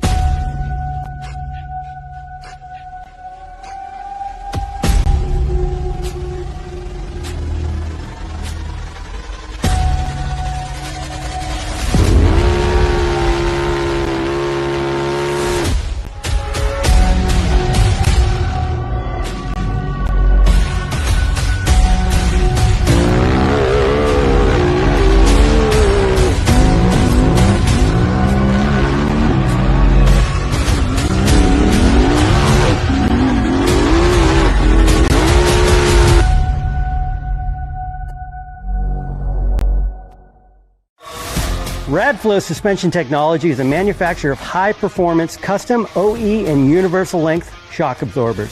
Radflow specializes in OE replacement applications, shock absorbers, and dampers for military vehicles, pickup trucks, SUVs, and motorsport industries. By focusing on custom valve solutions and providing style and agility, Radflow shock absorbers is considered the performance benchmark for all forms of competition. Radflow's product base is known as the choice of champions. Radflow Suspension Technology provides superior products and unrivaled support at the best possible price.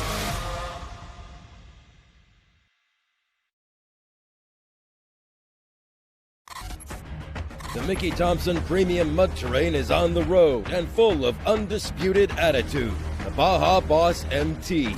No compromises, ever. We are purpose-built tires for truck and Jeep enthusiasts everywhere.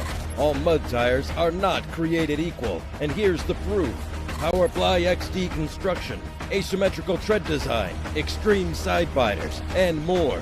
Find your tire size today at MickeyThompsonTires.com. What you want? No matter where your ride takes you.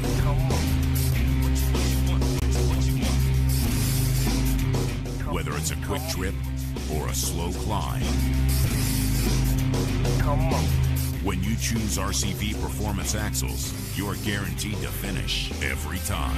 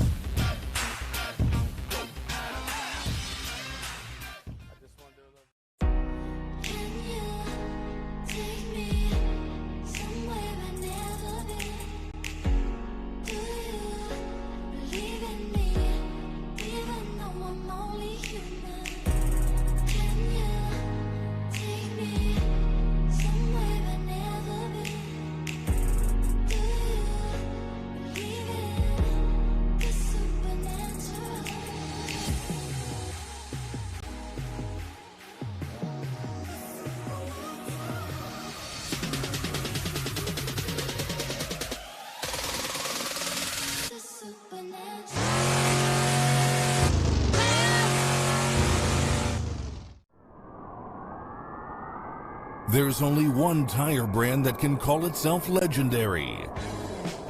Rebirthed from the depths of Baja and representing decades of racing heritage, Mickey Thompson Tires announces a new American mud terrain legend.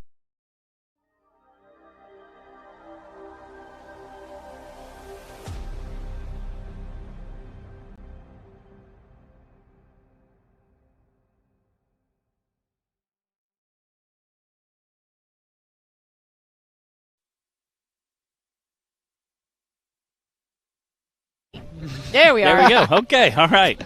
We are back, and we have 3 drivers left in the UTV Bounty class, Course 1. Wow, we have a lot of racing today. We're not even. This is literally not even halfway done. That's the best part. To me, this feels like old school rock bouncing. Well, you're here like all day. You just we've had races in the new school era where we're done by 2 o'clock, 3 o'clock. Now the new school. Yeah, the new school era. We're done by 2. We might not even know my break and back to the kids by 2. So. Oh yeah, we still got to do the kids. I kind of forgot. 2 classes of That's why we're not even halfway done. 2 yet. courses with the youth class as well. So yeah. So we started with the bouncer class today, which is a little unusual for us, but it was because of the mud that's on Fable Hill, and we wanted the UTV Bounty class to have a chance. Have a chance. So we are almost done with UTV Bounty Course 1. We completed Bouncers Course 1. And basically, this hill has been eating people's lunches so far this morning. Oh, no. It's even been taking down our starting line. Our race line starting gate up there is slowly taking some abuse. This guy. What? That's not any better. Bunch of little cretins up here. Yeah, because I'm mad. Chewing on their fries. I swear. Taylor said, this is why we don't like But, hey, we had a person answer to our question about how many UTV guys. How many? She said 0. Dana Hale says she guesses that nobody else is going to make it. She may be right. I'm not going to lie. She may be right. Honestly, at this point, and after watching all the DNFs that we have had so far today, she's probably making the best. It's hard to know. I say 2. I'm still sticking with 2. Yeah, we'll see. They say Kyle Risby. This is Kyle Risley on the line. Let Bree say the name. I was asking. You can get kicked off this trailer. You know that? Ooh, danger zone. Sounds like Bree named that one. I always told Dan Carter he needed one named Danger Zone. I didn't know there already was one. Can't take it from somebody. That's right. That's fair. Now I got the song from Top Gun stuck in my head. We were saying his bouncer should be named Danger Zone. Who's the bouncer? Dan Carter. He's getting a bouncer? That's the rumor. We're starting that's today. The rumor. I did not know that. And I told him, you got to name it Danger Zone. Uh-oh. No. We're in danger right now. Oh, he is driving out of danger, though, like a champ. Come on, Kyle. Right in that flat spot. It's not horribly crazy, but you can't. You know about that flat spot, don't you? I've broken before there several times. You also know about riding an excavator down that spot right there, too, don't you? What the best part was, I got to the bottom. Clyde was like, man, you almost crashed up there like 4 times. He was sliding side of the excavator. He's like, you couldn't see it, but we were all like, oh, my gosh. I'm like, thanks, Clyde. You wouldn't let me get, because I'm in the I'm in the bouncer still. I'm like, will you tell me to get out? Oh, yeah, he's got it. There we go, out the top. All right, he's almost a quarter of the way through the course. I was trying to climb that on a pit bike earlier. It is not going to happen. I was watching some Brave Probably Souls. Up to your knees in powder. It is. It goes up to the motor. Wow. It's pretty legit. All right, what's Kyle doing up there?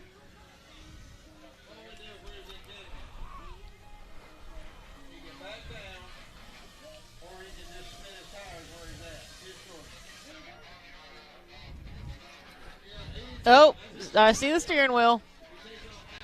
That's never a good sign.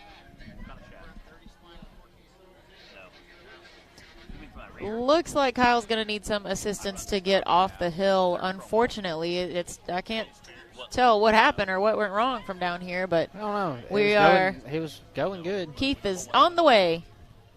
He clocked in to work. Help is on the way, dear. He clocked back in. Long side or short side? I see a window net coming off. Steering wheels coming off.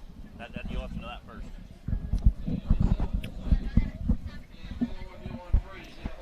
All right, that means we are down to Nathan King and Nathaniel Bell in Course 1 of the UTV Bounty class. Right now, we've got Josh Kaprinski in the lead with a 109, then Casey Howell with a 110, and Madison King with a 192, and about 5 DNFs. And Hill 2. Is DC racing? I think he left. He broke his motor. Yeah, locked his motor. Forgot about that. I think he just said he's gonna call it quits. I forgot about his motor. And he had a great run going too, which sucked. Did it? Yeah. He did have a good run. He was hauling. Did it? Don't question me, boy. I love you, Matt. I really do. We do have a good time. You guys don't get to see the shenanigans we had last night on off camera. It's probably a good thing they don't see the shenanigans. We go to theme parks together. I mean, I didn't get to go to that. I missed that. Your brother was there. We had a good time. It was like we did go-karts. Indoor go-kart track. Amusement park. Amusement center. A center is a good word. Indoor amusement center. We did some axe throwing. We did axe throwing, go-karts. That would have been cool. I hate I missed that. Yeah, I was horrible. I threw it 90 times. 2 times it stuck, probably. My shoulder wouldn't have lasted that long. I mean, there's definitely technique to it. I'm not going to lie. If you get hit someone in the face with the backside of an axe, it's still going to hurt, okay? Doesn't matter if it's... That's all Matt cares about is... are they incapacitated? We just need to not... Okay, next subject. Next subject. Like, you don't have to decapitate them. Just incapacitate them, you know? Matt. Just saying. Now we know. Matt. Now we know Matt's strategy. Yeah. Oh, God. And we got go-karts. We had more of smaller roller coaster rides. Video games, putt-putt. We had like the 3D, 4D I feel experience. Like you'd be really good at putt-putt. I do okay. Like Matt. Surprisingly, Matt actually golfs. That's what I feel. I felt like he was a golfer. I crushed it the hole 2, hit a hole in 1, and Bree goes, "You're really good at this," and I was like, "I golf." I was like, Matt's like that weird guy that would golf. I mean, I said I golf. It's okay. I told y'all something was off about Matt, and I figured out what it is. Because he golfs. He golfs. Hey, it's a good time, So it's a lot of fun. My dad golfs. We do. He used to be a golfer. Your dad used to be a golfer? Yeah, I can see that. I grew up playing sports, so I never got into golf. It's the only thing my dad can beat me in is golf. Yeah? Yeah. I love golf. I am crap at golf. So here's how we do golf. You get a couple of guys, you get a couple of golf carts, you get a cooler, and you get a big bucket full of balls. And when the balls are gone, or the cooler's empty, you go home. And you never know which is going to happen first, okay? That's how we play golf. So we may finish 2 rounds, we may finish 1 round, half a round. We may finish 12 rounds. It depends how long the cooler lasts. Oh, my head hurts. What? What'd he say? What'd he say? Oh, my gosh. Don't. Clyde. I'm pretty sure pay no attention to that man in the back of the room over there. I'm sure they could hear that at home. Yeah. Does it come through my headset? Oh, my gosh. Clyde, I tell you. Moving this guy, on. You cannot, I tell you. So basically that was just to say that we have a lot of fun. We do. Even when we're not racing. We do. We find last night we had a fish fry. We had everybody hanging out, karaoke, campfires. Yes. Shout out to the Hoeckles and for the lovely baked goods that they brought up We'll here just today tell you all how from the amazing Hoeckele they Bakery. are. Since you can't taste them, they're amazing. The fish and the chicken both were like 10 out of 10 last night. And then they would come around with it. Once they everybody finally got their first, second course out of the way, they were walking around with just a basket. They would just put them on your lap, and I'm like, I'm full. It's I can't. a full service fish fry. I cannot eat anymore. There's something about outside frying fish. It was just makes life better. Again, we had It does. pit bike activities. We had karaoke. It was a good time. I even got on the karaoke thing. I don't sing, but I got up on the karaoke. I'm going to say Blake Hoeckele can Killed throw it. down on some karaoke. She can. What was she singing last night? A bunch of stuff. She's about She knows 20, every word to that Heads She's Carolina about 24 inches tall, so it's very cute to watch her get up and sing. Oh, when she rocked out to some Heads Carolina. Yes, she did. That's the song it was, yeah. Whatever the name of that song it is. Yeah, Clyde. No break. Worked straight through it. Right. Well, we'll have to shut down and start back We're going up. to need our stand-ins to come in for a little while then. Or at least a hot dog. Yeah, somebody was supposed to go get us some food. What are we waiting on? I delegated. That's what good leaders do. They delegate. I delegated. No one bring us anything. Okay. Listen, we're just doing the best we can. If you want something done, you got to do it yourself. Yeah, hey, that'd be a great idea for you. Why don't you go get some lunch, buddy? I appreciate you. Did I tell you how much I support you? All right, we need somebody on the starting line soon. So we got 2 left. After these 2 UTV guys go, so I am going to leave you. So we went from 3 to Can 2. you get us a cheeseburger? No. Dude, I'll bring bread cheeseburger. They said that's been mean. They said they have quesadillas down there. I want a quesadilla. No, you're being mean. I gave you money, and I was going to buy your food, and you wouldn't even get it for us. All right, fellas. Because there's like a line rein it in of 30 here. people down there. Hey, we announced that Brady McCreath won our Skinny Pedal Award from the race at Hawk Pride earlier. Have you gotten any nominations for Skinny Pedal yet? No? Cody's been on there. Cody has. I don't think no. What happened at Missouri? I got kind of wild at Missouri. You might have gotten on there for your finish at line. Wow, that was. That's about the wildest thing I've had happen this year, I feel like. I don't remember if you. We haven't we haven't put that one out on the line yet. Here. Mr. 01 himself. Got him a new buggy. You want to see what he's going to do here?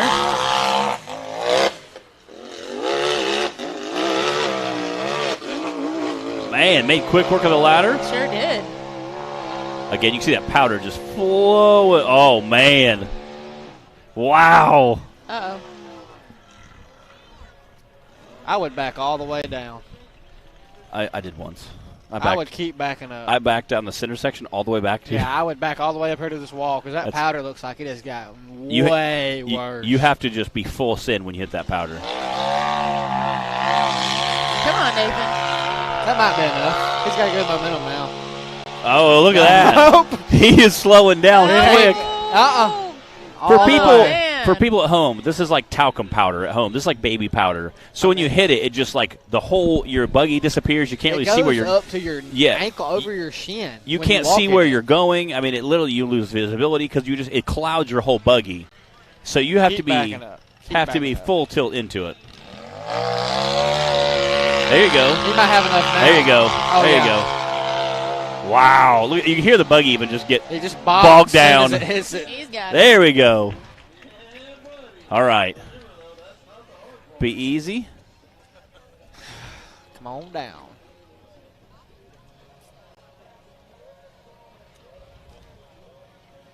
Oh! Man, you ain't going to blow everybody's eardrums out. It's okay.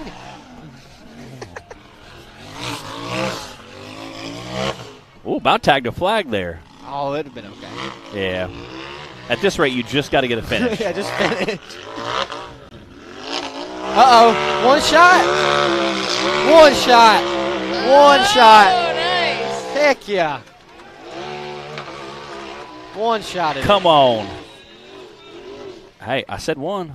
Just saying. We got one more. I seem to recall that I said Nathan would make it, too. Okay. And I also said that, too. Oh, a little different line. Whoa, boy. Yeah. Getting rowdy. Wow. That's a smooth run. Definitely checked up a little bit on the jump there. Yeah. 865. Knocked his sister 138.865. Last UTV pulling the line. You want to bet a cheeseburger? No. Nathaniel Bell is going to wrap up course 1 for UTV Bounty. He didn't see you. Want to bet a cheeseburger? On what? Two Whether people. he makes it? 2 people. No, Telling you. because I really want a cheeseburger. Good looking buggy. This is a TC built chassis. So this chassis has definitely raced here before. Man, look at that. Wow, you can see Where it. did he go? Once you start going down, you can actually feel the buggy start seating down. You know what else you can do? You're done. Taste the dust. Ugh. Yeah, and it don't matter if you got your visor down, you got a whole head thing on. I can taste it right now, right here, yeah. all the way over on this side. Yeah, when you're going along and all of a sudden you feel the buggy just start to sink, it's not going to end well. Oh, it broke. Dadgummit. Right rear axle's broke. He still might climb that part. Y'all should have bet me a cheeseburger. You sure you broke? Yeah, it's broke. I'm 100% positive. Yep. Man, look how deep that is. Yep, right rear axle is broke, I'm pretty sure. I thought you were 100% sure. I'm 99.9% sure. Watch him take off, let's see. I can tell you. Yeah, he's calling it. See it? Oh, yeah, yeah. Looks like he's pulling off. pretty good. All right. That cheeseburger. Well, y'all didn't take my bet. Yeah. You can't win on a technicality like that. All right. That will wrap up our UTV class, Bounty class, which means we're done essentially for the first half of the day. Yeah. First half of the day. Kids we still have a youth class we'll do right after we get back from our break, and we will take a very quick break to shut the live feed down, start back up shortly after that. All right, there is your leaderboard. We only had 4 finishers from Course 1. See how things go for the kiddos in the Digging Deeper youth class. Oh, yeah.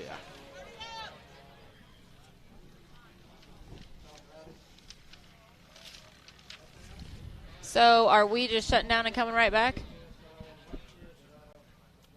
All right, guys.